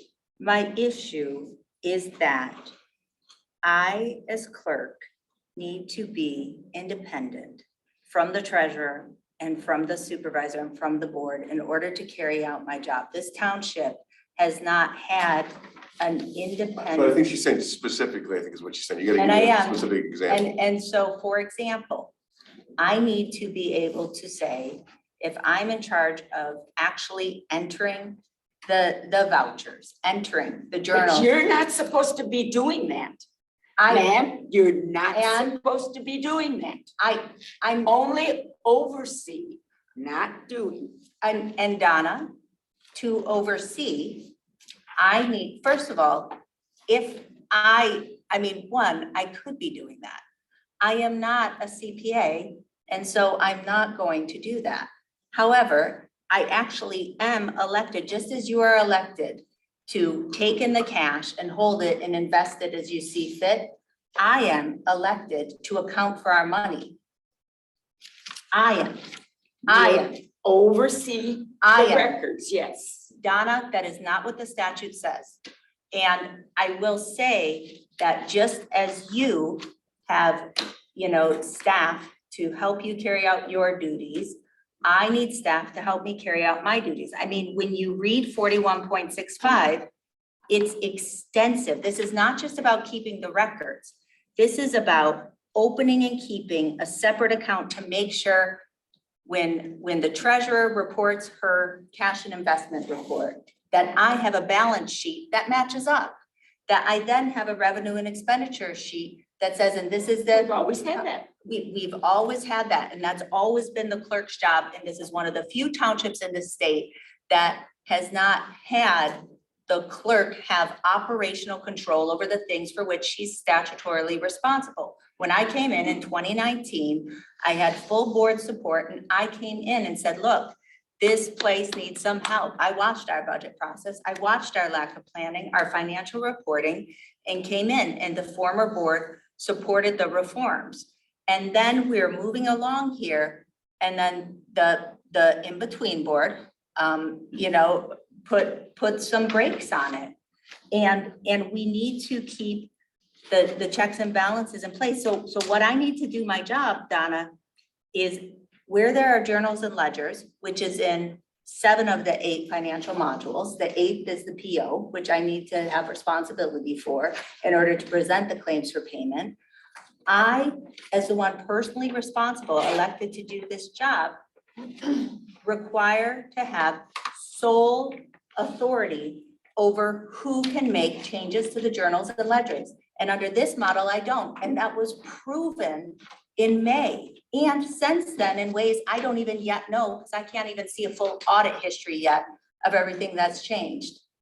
And frankly, Donna and Will, when Jim is gone, you should look at your assessing rolls and you should look at your tax rolls. Well, what do you think we do? Sit around and do nothing all day? No, Madam? I don't. But what I am saying is this board took authority away. And there have been, I know there have been changes to the journals and ledgers that I didn't authorize. And what I'm saying is it's incumbent on all of us to make sure that our records are correct. I'm the one being squeaky about it. This just as easily could have happened to Donna. So obviously, we beat this up 1,000 ways from something. So I'm gonna propose that the way we solve this, so satisfies, I think, everyone here, as we discussed, is we change that terminology to be administrative access, not authority. There's a big difference, right? That goes through the system, the administrator. What access you have that you feel you need to do your job, like I said, you put that in that document that we discussed, and we will approve that document through a resolution, whatever we need to approve, and that way you're covered, and Donna needs to review that, make sure that Donna's covered, right? I want to make sure you're the two I care about, right? Yeah. And as long as you two agree on this, everything else is kind of, I think, But the answered. problem with the words are ultimate authority over all 12 modules, and it says administration and accessibility. And that's, the problem is the language and how it's been used. So, And so the Mark, can I language finish needs to answering the change. question that you asked me at the beginning of this? Sure. So what I addressed was the Yeah. question of authority Tell over him the that. finance staff. I didn't get to the second part of your question, which was I cannot help evidently the people focus read. here, and that is authority over software. The reason that we clarified that that was something that was in the township administrator's hands is because the access that is needed to do the job of the clerk or the treasurer is something that obviously they should have. But the ability that to control other people's access is where we ran into trouble. And We we did ran not with, run into can I trouble. finish, please? The problem that we ran into, and the reason that Jim stepped in when he did so quickly, is that we were already behind on getting ready for the audit, and access to this data and the ability to work with it was at the middle of that problem. And so he took action to make sure that people like Sandy Egler could access the information that they needed in order to help the township catch up and prepare for the audit. Something that David Rowley, during the 30 days and before that, had not been focused on. He and I both I'm refused. still talking. And- She handles cash. And Doesn't the matter. clerk at It that does point matter. was still in charge of administrative, the administrative access, control, whatever you want to call it. The terminology that we put in that was meant to address that. If it's not the right terminology, that's, whatever. But the point is, we were trying to address a problem where an individual in the township was blocking people from having access to software. One person from- who handled cash from changing the general ledger, Well, because that is. whatever the reasons were that you rationalized it with. Point of order, please don't. For a very good legal Well, reason. whatever the reasons were that were the rationale for doing so, it was having the effect, in our view, mine and Jim's, of blocking the township from making progress towards preparing for the audit. And that was a problem that we were trying to address. Now, On a Friday night. Now, Mike Homier stepped in that situation, not when we were, Jim was taking the action initially, but later on to say, oh, well, wait a minute, you do need to make sure that the clerk has, ultimate control over the general ledger. That's very clearly stated in the statute.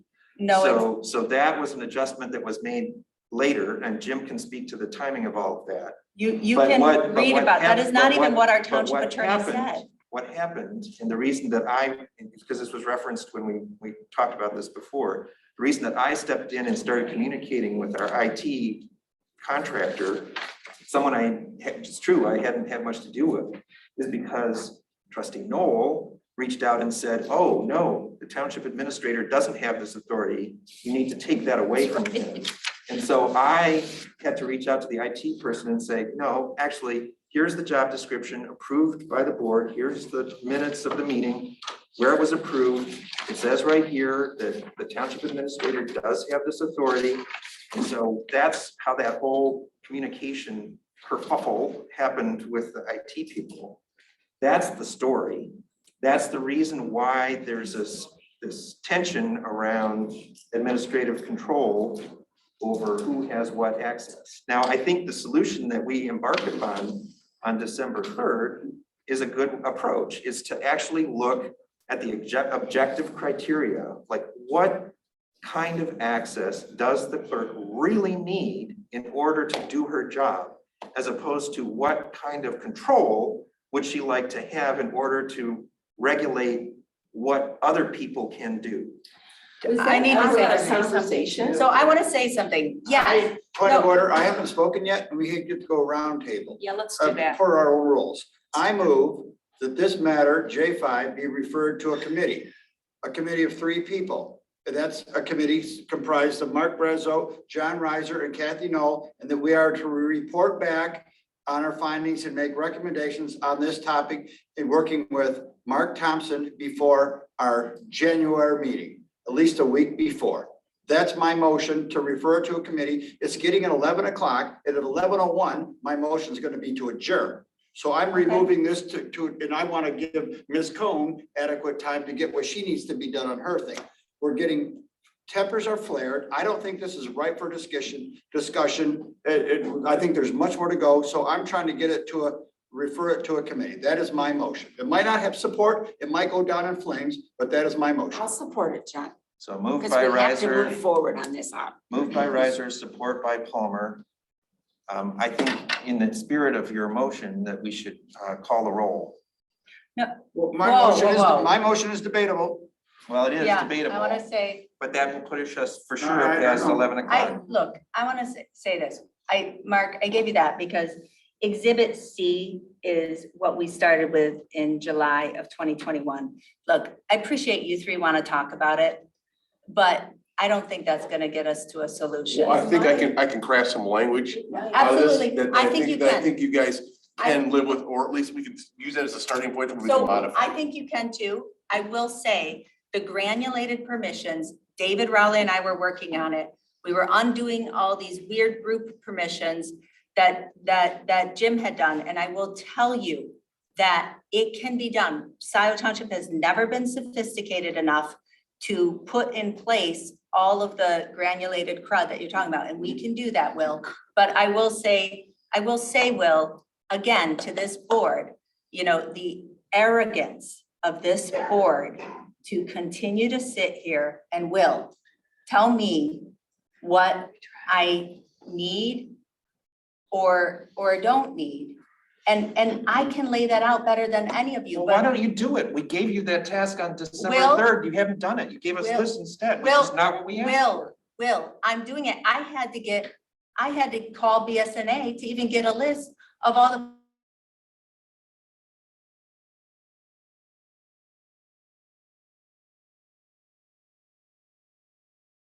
meeting on this. I will tell you, I have set forth, you really don't.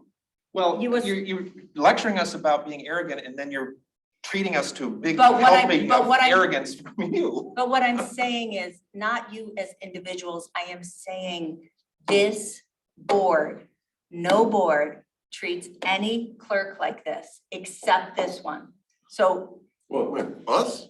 This board? Us? no, I'm saying Scio board. Yes, yeah, I know, but you're talking us. Aren't we the same Well, that's, board? no, that's right. No, thank you. Thank you. I would just say that, it has been it's been more than a year since the board at the time, started throwing down this stuff.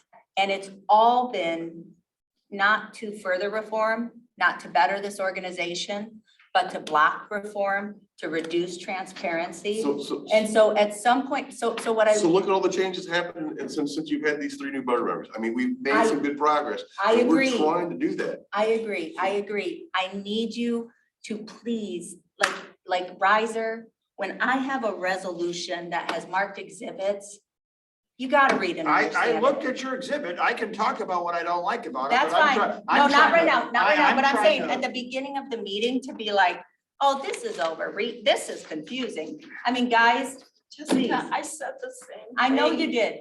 And what I'm saying is, if you all have questions about the history, if you have questions about things, if you have questions about just the facts of the lawsuit without getting into the lawsuit, just ask me. But some of this stuff's important and okay? But again, let's wrap this up. Jessica, I think we've come up to a process to get you where you want to be. I really think I have. You just gotta get, but Mark, you and I think gotta, that's part of it, but it's, this language has to change in this job. I'm not saying that it doesn't, Okay. right? And all I asked of you was, don't be complicit. I'm not asking, I'm just asking you to be patient. Let us just get through this process. I want to get you there. I'm trying to get us there in a logical way. That the whole team, I don't want to shove the team along. I want to pull the team along with us, right? Right, and you do understand that Donna's gonna be this, comfortable with this. this was, Will's gotta be comfortable. Everybody else has to be comfortable. Jim Murray is someone else has to be comfortable, even though Jim won't be here for long. We can do this. So let's follow the process we had. You go fill out the Excel spreadsheet that you've been working on. Let the 3 of us craft some language, because these guys are attorneys. They can come up with a nice. good- No, but more importantly, we're open listeners to what you have to say, what Donna has to say, what Will has to say, and what works in other townships, what can work here. It's not because I'm a damn lawyer, it's because I care about your feelings and I care about letting you do your job with the authorities that you need. I just don't like doing it in a public place at 10:45 in a contentious manner when tempers are heating up.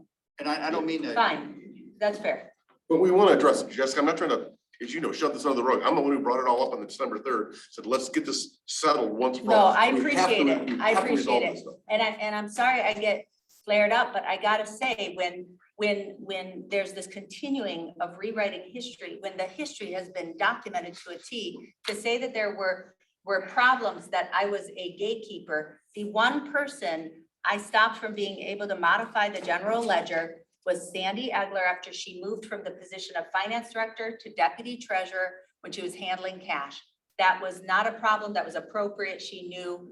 And then suddenly, out of nowhere, and David Rowley was shocked, it was shocking. And Okay, it was a takeover, so if I'm heated, that's because what it's been is a taking. we're gonna get this figured out. So I'm hopefully you trust the 3 of us to kind of come up with with language that satisfies all parties.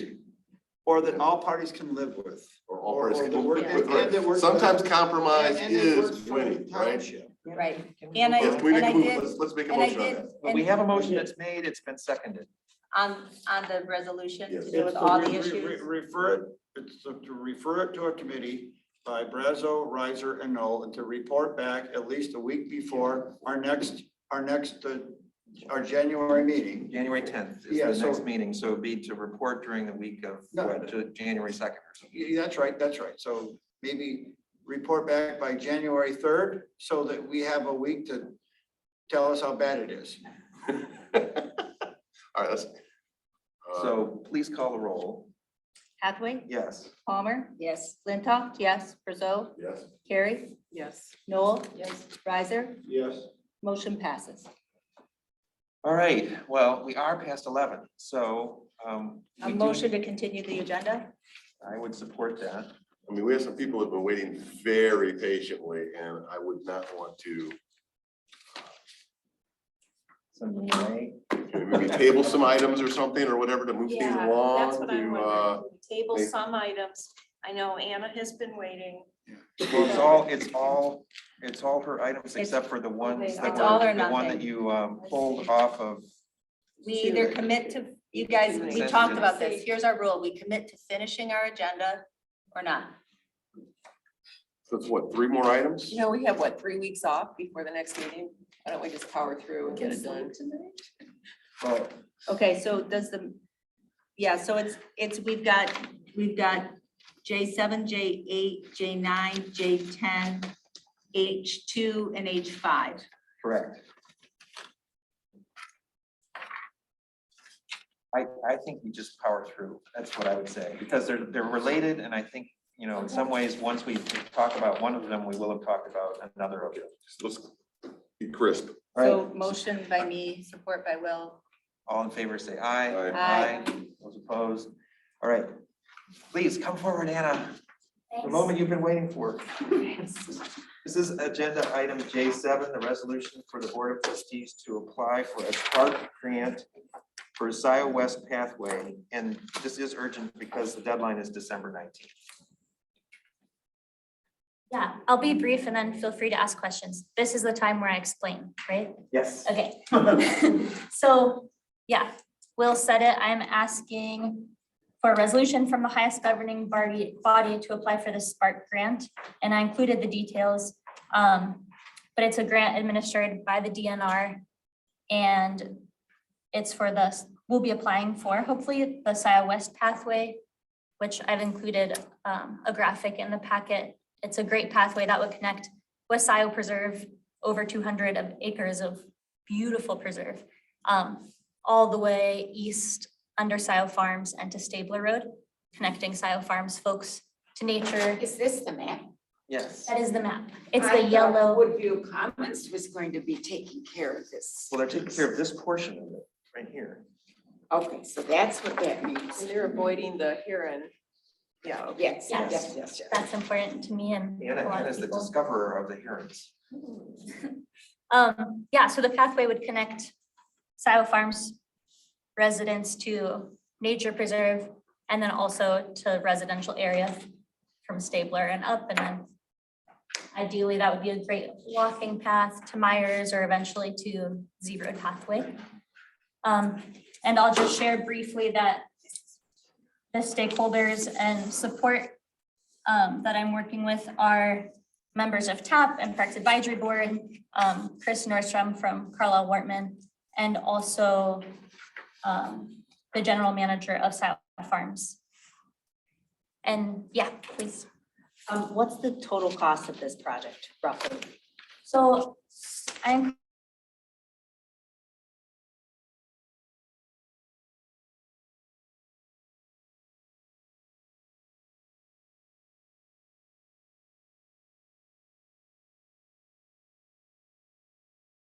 funds and for 1 million.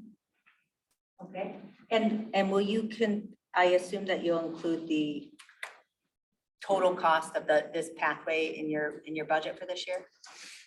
Yes. Part of the grant application, which I think is pretty standard, is kind of like a breakdown of the costs of the project.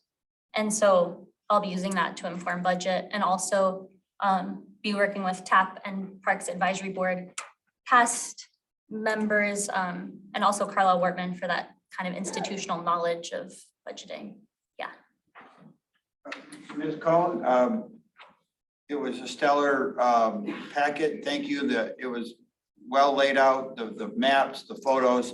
Thank you very much. Thank you for your patience with us tonight.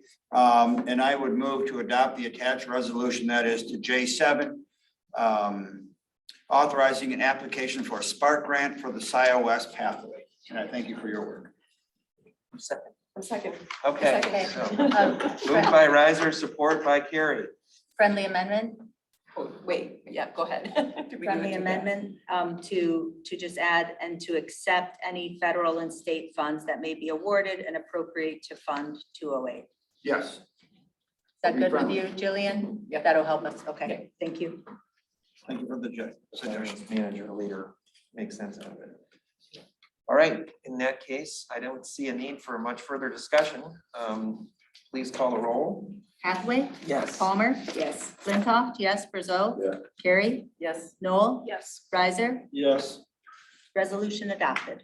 Okay, that moves us to J8. So Anna, would you like to explain this one as well? Yes, so I know you all received an email from Roy Townsend giving the TAP perspective, and then you heard from Rita Clinthorne tonight giving the Park Advisory Board's perspective. So I'll just briefly share my perspective, which is that in the past few months, I've been working to develop this new department, Parks, Preserves, and Pathways. And I've been working with 2 advisory boards. And there's just an incredible amount of passion and institutional knowledge with all of these volunteers. I have witnessed, as Rita mentioned, Parks Advisory Board has effectively kind of dissolved as people's terms ended, and TAP has markedly shrunk. And so when you see my next 2 agenda items, it's about, from my perspective, I feel excited about keeping the institutional knowledge that is present in what's left of Parks and TAP. And that's why I'm here hoping to bring them together with the PPP committee. Just from my perspective, starting a new department, having that knowledge ready and having those volunteers to help me with items such as budgeting for a grant, working on projects that they have worked on before that I'm new to. It's been really helpful, and I imagine it will continue to be very helpful. So yes, agenda J8 is the approval of the consolidation of Parks and TAP. And I included the charge, and please feel free to ask your questions. All 3 of these agenda items are kind of a piece. They all work together to accomplish what Anna was just describing. Clerk. Sure. Clerk. Will, I do wonder if we could take these one at a time, though. Oh, yeah. No, I'm Okay, saying that okay. they're kind of, Okay, that's why they're separate items. Look at me and I make the motion. great. So Anna, one policy issue, which I know we talked about, and I met recently with Jan Culbertson and Kim Moore and Jeff Human of the Planning Commission, is I think this is a really good idea to merge it into PPP, but what we lose is all of the non-recreational pathway TAP work. And that's okay. That's not in your, area of responsibility. But what I do want to say is that was really, for example, the bus fund, we would take that out of the TAP domain. That's got to go somewhere. We need to look at, stoplights, everything, the 10% that was set aside in Township roads. So it's on us, the board, and I think pretty quickly to figure out, where does transportation policy lie? Where should it lie? We don't have to open that up tonight, but we need a place for it. And I would also say, though we are going for a couple of TAP grants for these recreational pathways initially, I would want to have whatever the transportation policy home to be, a place that can do more pedestrian safety, bicycle lanes, all that stuff. Because that's a missing piece that used to be much more active in TAP before it got so, active with the recreational pathways. Is that a fair description? And that's outside of their charge. Well, now it would be, because TAP did include recreational Like pathways and sidewalks. stoplights, sidewalks, bicycle lanes. May I interject? I think something that is confusing is there's TAP, the board here at Scio Township, and then there's also TAP, the acronym that's often used to refer to these grants that include alternative Right. transportations. Exactly. And so, just to clarify, my department has a millage that specifically refers to parks, preserves, and pathways whose purpose is mainly to kind of connect all those parks and preserves, and then also to connect to the backbone of Scio Township, i.e. the Z Road pathway.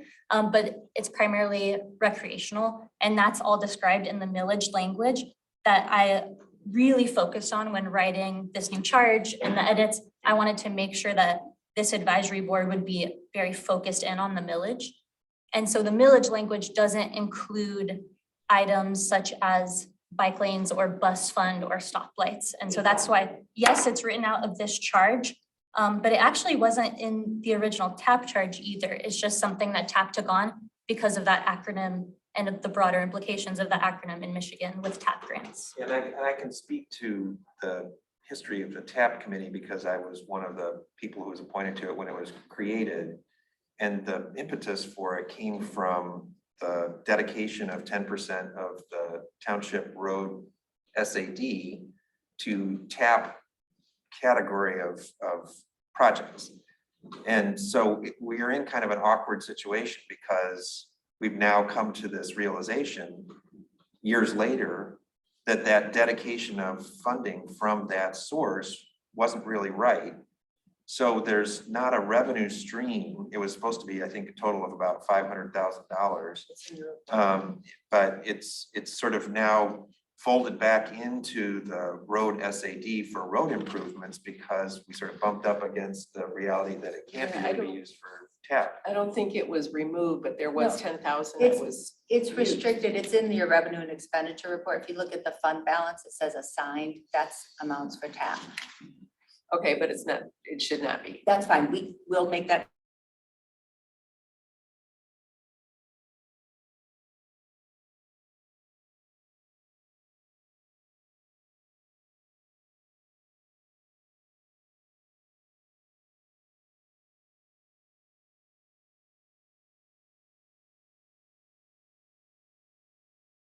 For that, for those kinds of projects.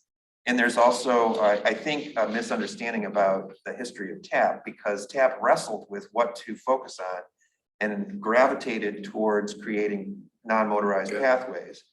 So it's, yeah. Let me just say, I think what we got to deal with the road allocation, but also for this board, and I'm happy to work on it. We need to bring back where kind of transportation's gonna live. On this item before us, if we can, is the policy first you want to take? Because I have a question and a small suggestion.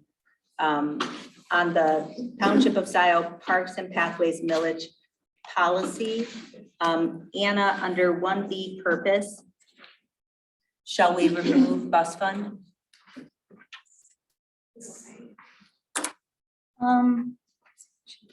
Yes, I can pull that open.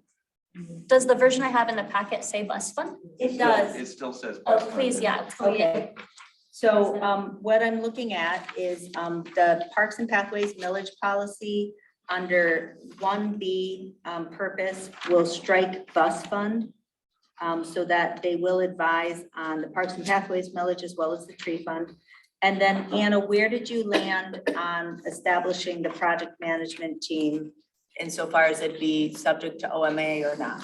Okay, first, thank you for catching the bus fund thing. No problem. And then I'm in conversation with township attorneys about that section. I haven't come to a conclusion yet. I am leaning towards full transparency. I got feedback from folks on both TAP and Parks Advisory Board that they didn't know there was this group that met within the township to enact the projects that passed through the Board of Trustees. And so that's why I included that paragraph on there to make sure everyone knows the flow of these projects. And in terms of township resources, which I know we've talked about, because my understanding is this is a meeting of the Parks Director, the Administrator, the Supervisor, Carlisle Wortman, and OHM. That's an expensive group. Do you still maintain it's necessary to have the Supervisor, the Administrator, and the Director at every single meeting? So we chatted about this, and I think this is important, especially in light of conversations of who should be in the meeting. And I made sure to include that OHM, Carlisle Wortman consultants will be brought in when necessary.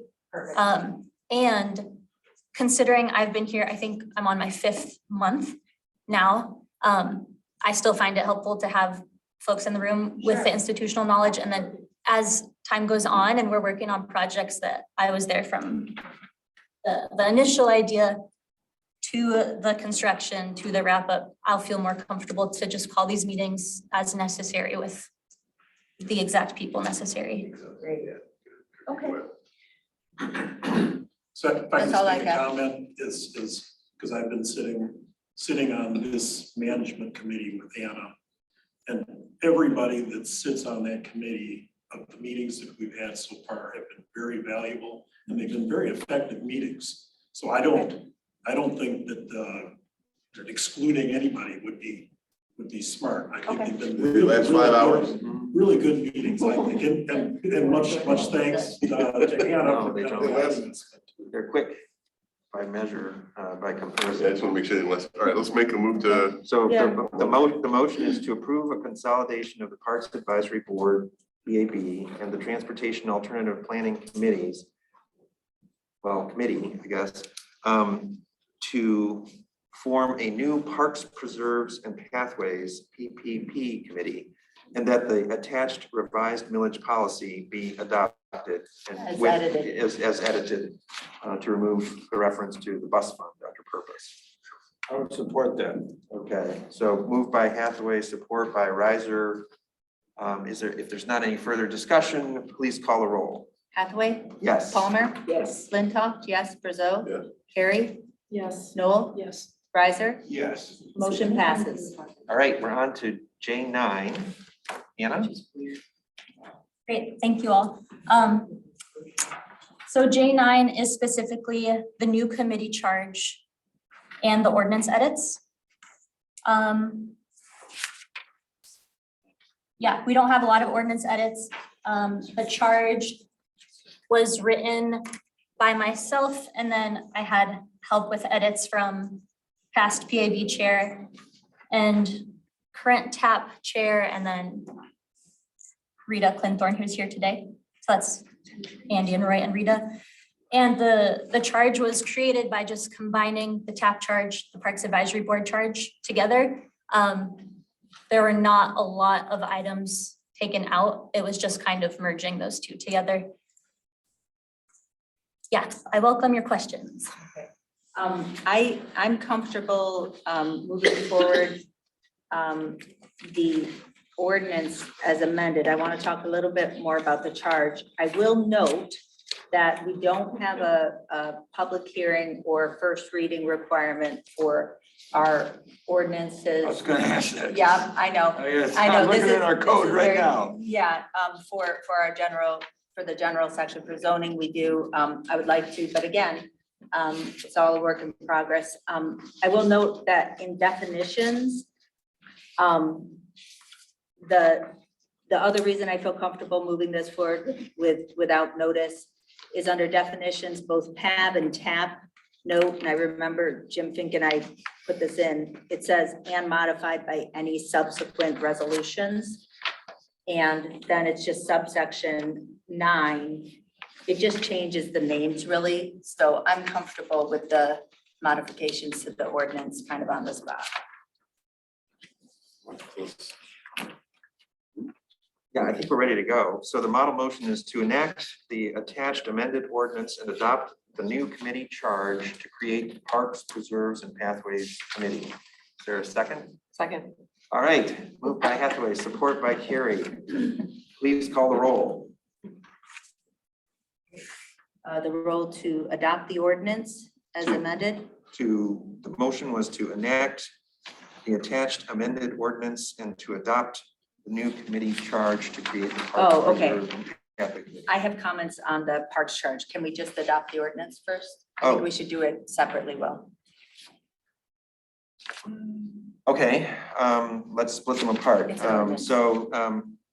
I guess we'll redo the, or amend the motion to be just the enacting of the amended ordinance.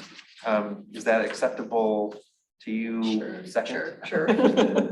All right, please call the roll. Hathaway? Yes. Palmer? Yes. Flintoff? Yes. Brazo? Yes. Carrie? Yes. Noel? Yes. Riser? Yes. Ordinance adopted. Okay, so now we're considering the questions that you have about the committee charge. Yes, so Anna was kind enough to spend time with me, and I think that it looks really great.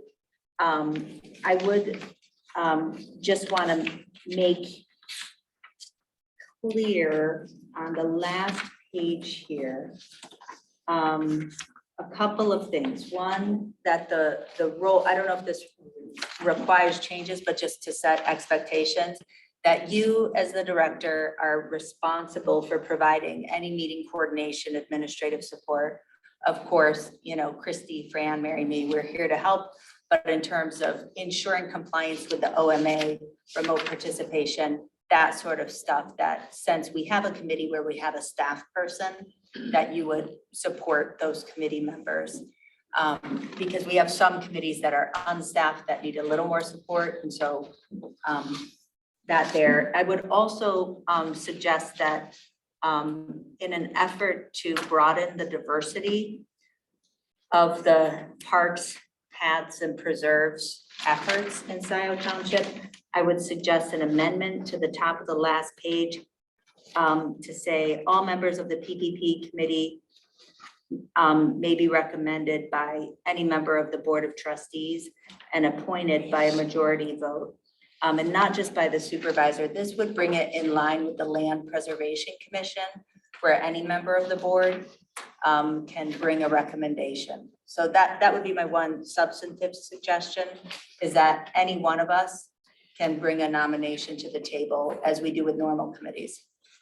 I don't care. It's sort of a odd thought though, because I mean, it implies that somehow I think that I haven't been striving to bring diversity to our committees when in fact I have. Well, she didn't say anything. That's not Well, it's sort of implied, so. No, I know what I'm saying is, it's a new effort of Scio Township, right? And also the norm is that any one of us can bring a nomination to the table. The exceptions are, the DDA, the PC, so set, so why It's all not? good, that's all. All right, let's go, let's move forward. So recommended, so all members of the PPP committee shall be recommended by a member of the Board of Trustees. Yep. And then, Can I ask a question about your first point, Jessica? sure. Respectfully, I'm wondering, because I only have experience with TAP and Parks Advisory Board before there was staff involved. So I'm used to like committee members making sure that everything's compliant with OMA and setting up meetings and the Zoom and everything. Is that normal for other boards where there is staff involved, for the staff member to be responsible for those tasks? Yes, to at least share responsibility, and particularly when it comes to like posting or something, there's always something a half hour before the meeting. It's so helpful to have, the staff person know, and it also goes to sort of equity, where in some of our boards and commissions, a few, the higher demand ones, we pay people, even Chris Chang, we pay him $10 more a meeting at the PC to be the secretary, right? I mean, so I think it also helps protect this committee from any future where members feel like I should be compensated for this, or your committee coming to the board saying, oh, we need somebody to, sit with us through this entire meeting because we're so uncomfortable. We're already paying you to kind of support them, and I'm making the same ask of Barry Lonick at the LPC. Will, you want to go ahead and move? No, No? I have So, a, I'm sorry, Jillian. at number 12, it says the local roads committee, it should be the roads advisory committee. Just for a correction here to, Oh, yeah. It was called the Roads Committee before. I'm just going by what our resolution states. No, I mean, in the old days when Oh, when this language you're was right. originally created, it was a Roads Committee. All right, so with those two modifications and the clarification about the role of the staff person, which is not really reflected in here, but now has been discussed.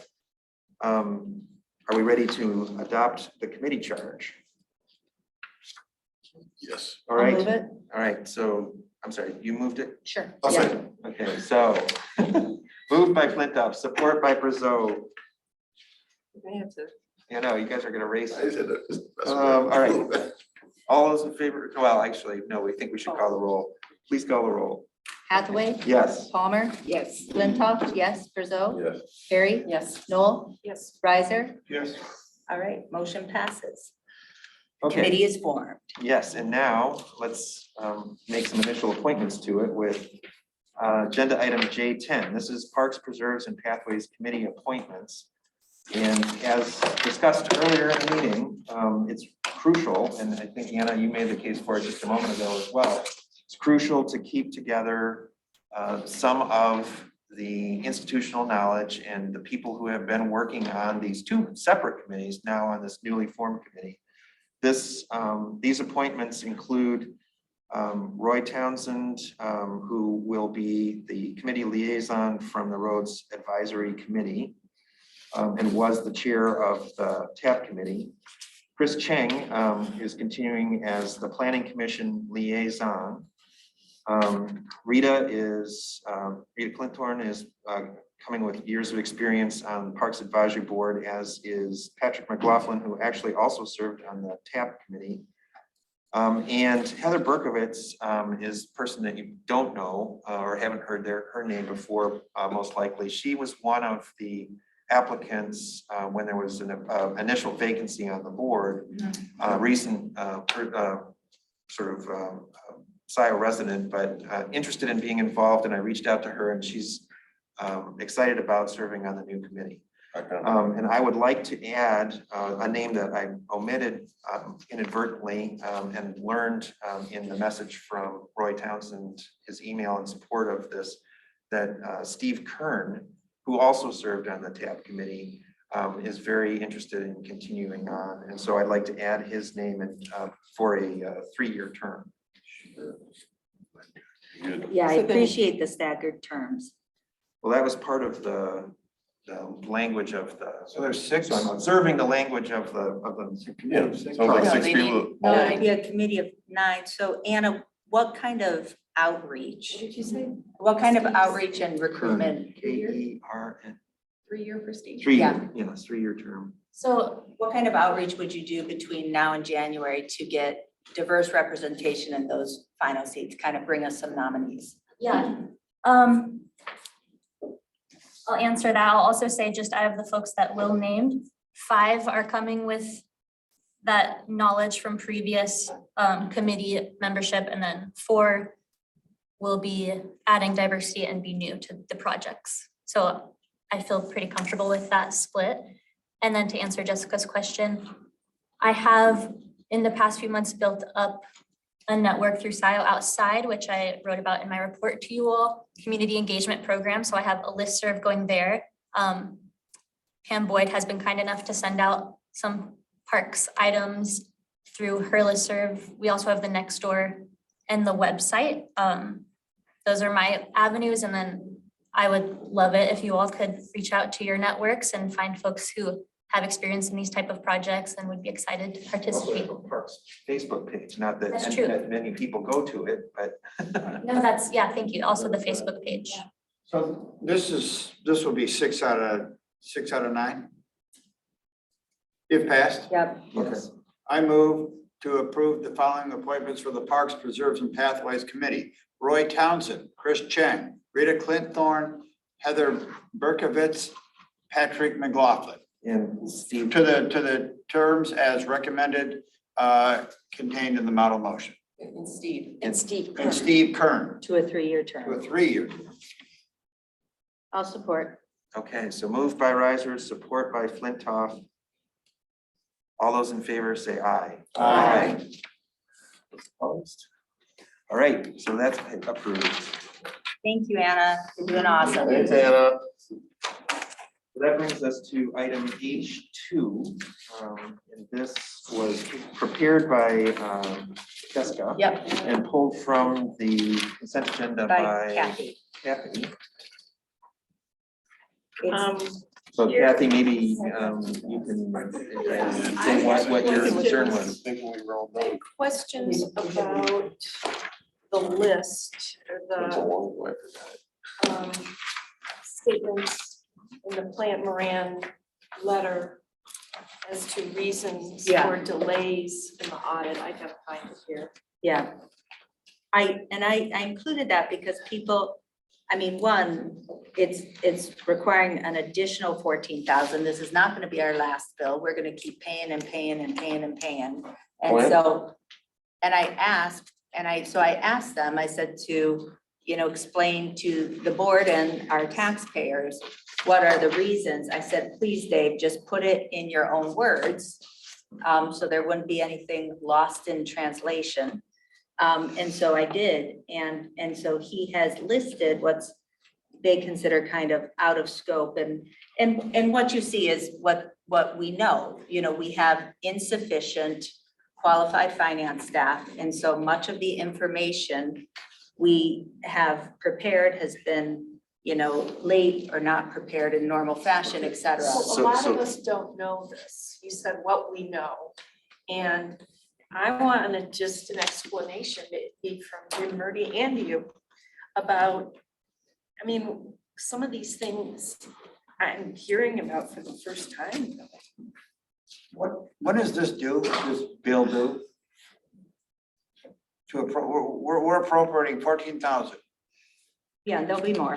Well, first off, you can negotiate with those guys. I've done it many, many times. Just because they send you a bill for $14,000 and all these add-ons, doesn't mean they won't accept less. That's fact. Yeah, they're still not done with ours, so Yeah. maybe not the best time to negotiate. I know you Well, were. you gotta be, negotiate from strength. I do admit that. I agree with what Jessica just said. Yeah, you wanna make sure it's done. But, you know, especially when things go over, because there's a little bit like, come on, you know, you quoted us a number. Yeah, and they've commented us on things before, but Kathy, what are your questions? Because I think there's some abbreviations that Donna or Jim or Jill or I could. I've given you a hard Well, I mean, we've got a long list here. Yeah. And I'm like, what? Supposedly you were hurrying to get the audit done, and we got a long list here. I'm just kind of want an explanation. Is that back in May? Well, we were never gonna be ready. I mean, I'd like to hear it from Jim. okay, well, You'll have to ask specific questions. Why are we even seeing this long list? Everything was in process. On schedule. There was a great deal of back and forth for some of these items. I think there was, I'm not pointing fingers, but there was certainly misunderstanding as to what was being sent and what was being received. What do you mean? Explain that to me. Misunderstanding about what was being sent and received. As an example, Sandy would be sending a report to Plan Moran.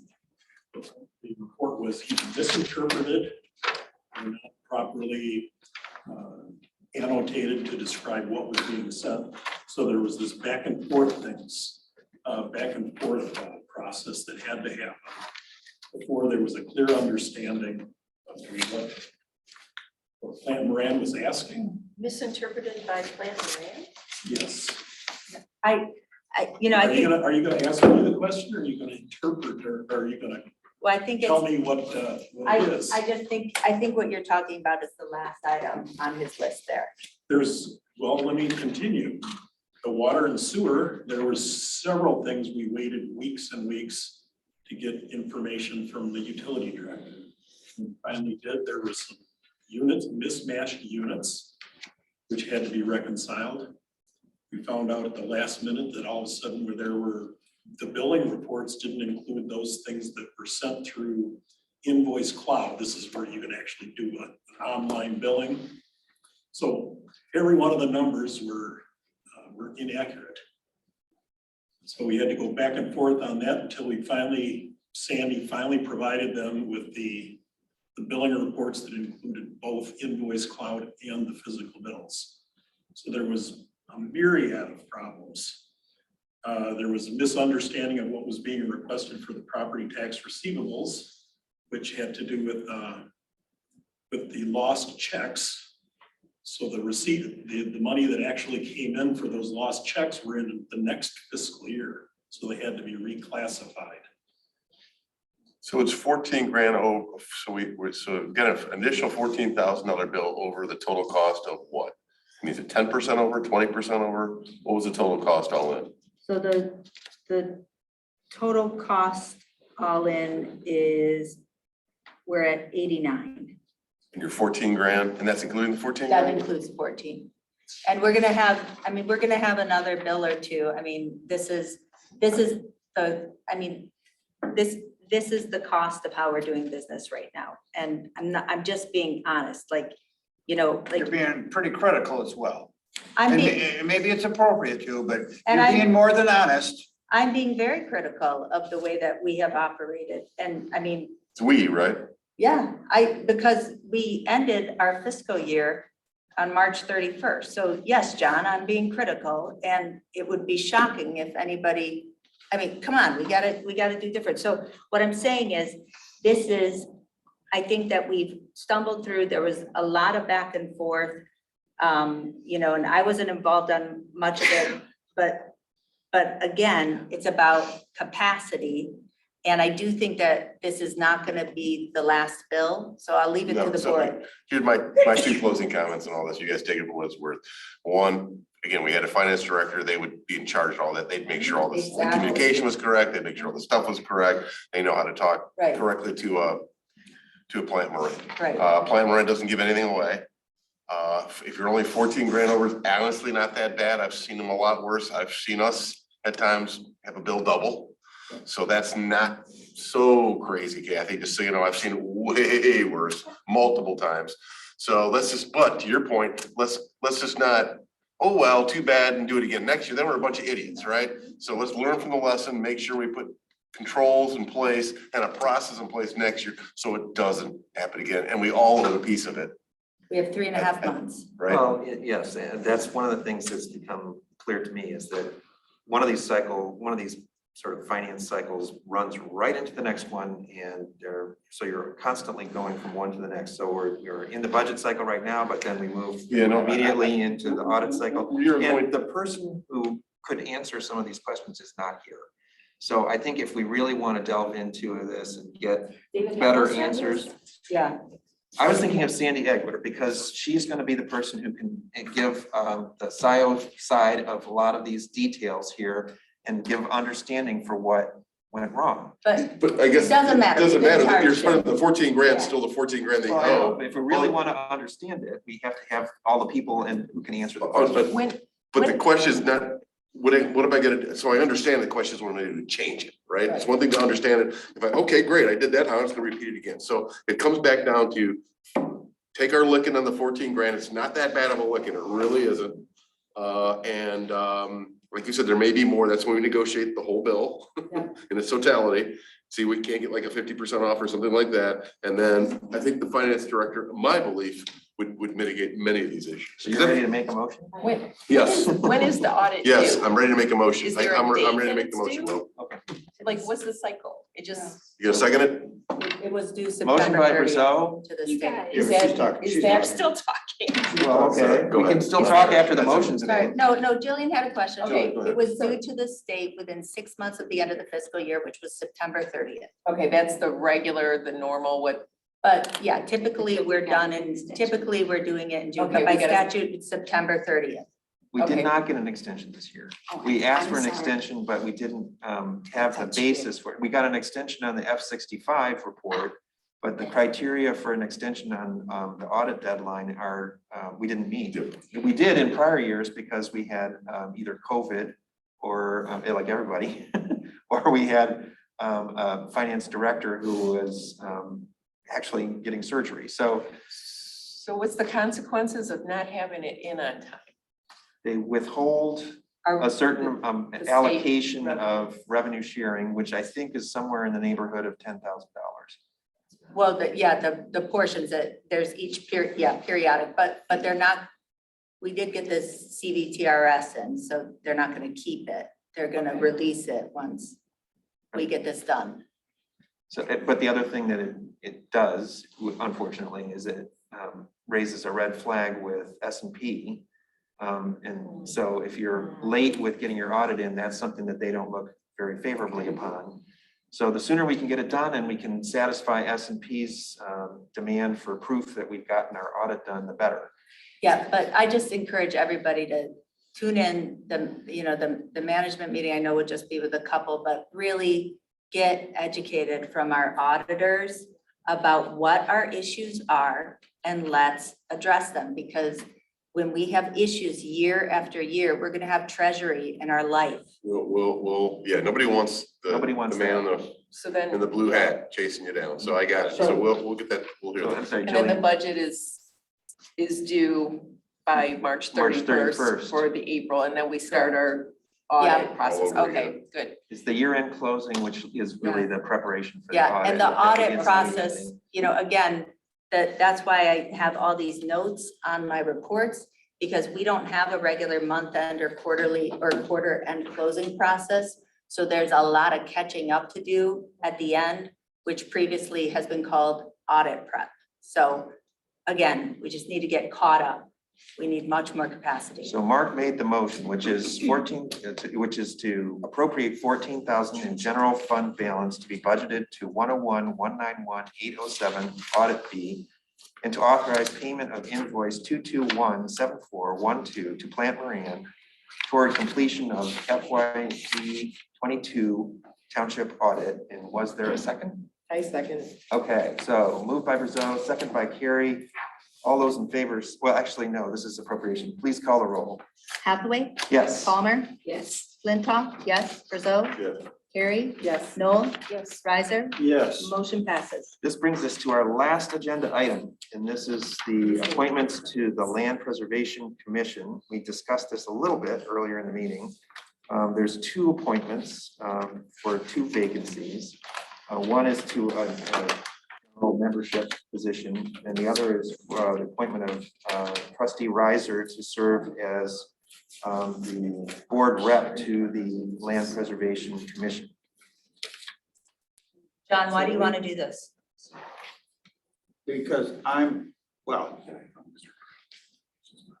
I will yield. I'm interested in helping out township government and being a part of it. And it's my understanding that what we do with the land with respect to this committee also interfaces with how we plan for land, with our master plan, with our zoning map, with our planning commission. To the extent that there's someone on this board who wants to fulfill the role, I will certainly yield to him or her. If you want it, Jillian, or if you want it, Mark, if somebody else wants it, I'll step back if there's a board position that somebody else wants to do it. I recruited John in part because he is our board rep to the planning commission, and I think it's helpful to have that connection. Yeah. I just want to make sure you weren't overloaded. Yeah. Oh, hell, I'm overloaded. It's 11:45 on a Tuesday night. I gotta work at 8 in the morning. So we're all overloaded. Plant Moran's overloaded. And so, and then Janine LaPrade, so will you, because the person, and again, one thing I just ask is ask everybody to just apply through our website, because then there's one repository, so then we can all share out who's applied.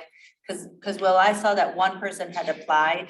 It sounds like you vetted the You person. didn't see her application? Mm-mm. Oh, well, it came through. Oh, did it? Yeah, Okay. so the person who applied. I was- heard you say that yeah, earlier. You explained that earlier. He So. didn't want to come in person. He was reluctant to come in person to meetings, which actually was quite a problem for the Land Preservation Commission. When we went back to in-person meetings, a lot of their members were very reluctant to do that. I know, I had to get an.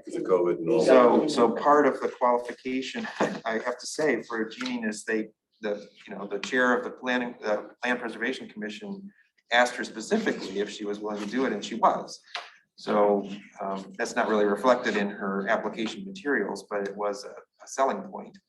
So Will, is the question to move to bring this person on, or what's The motion is to approve the nominations of those two appointees. So it'd be to appoint Jeanine LaPrade to a 3-year term on the Land Preservation Commission and trustee John Riser to a 1-year term on the Land Preservation Commission, with both terms to commence immediately. 1 year. I second that. All right, so moved by Hathaway, support by Brazeau.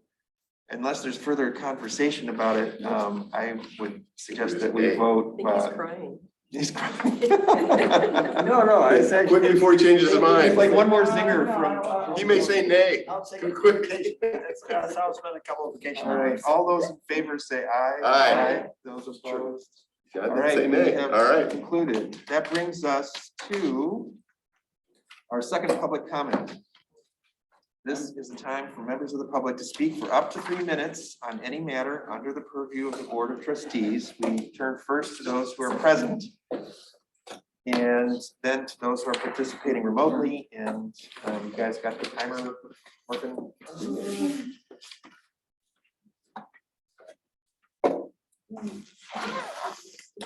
You won't need it.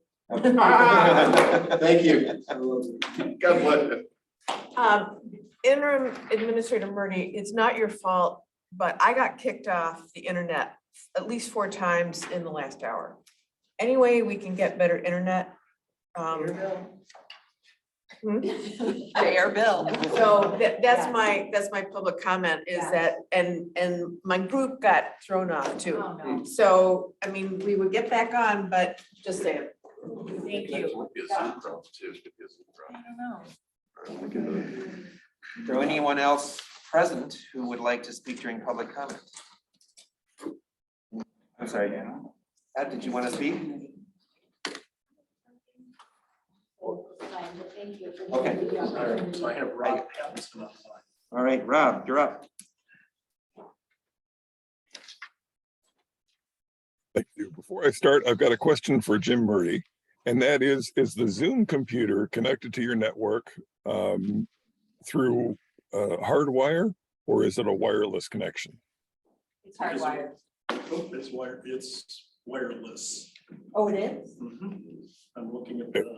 Oh, that's our problem. That might be the problem. It was wired. That is the problem.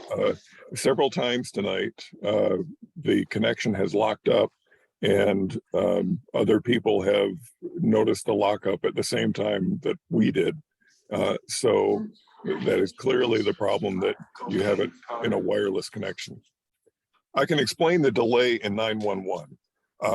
When someone calls in 911, they go to the first government center, is the 911 center next door in the county building, and that dispatch center dispatches the sheriff.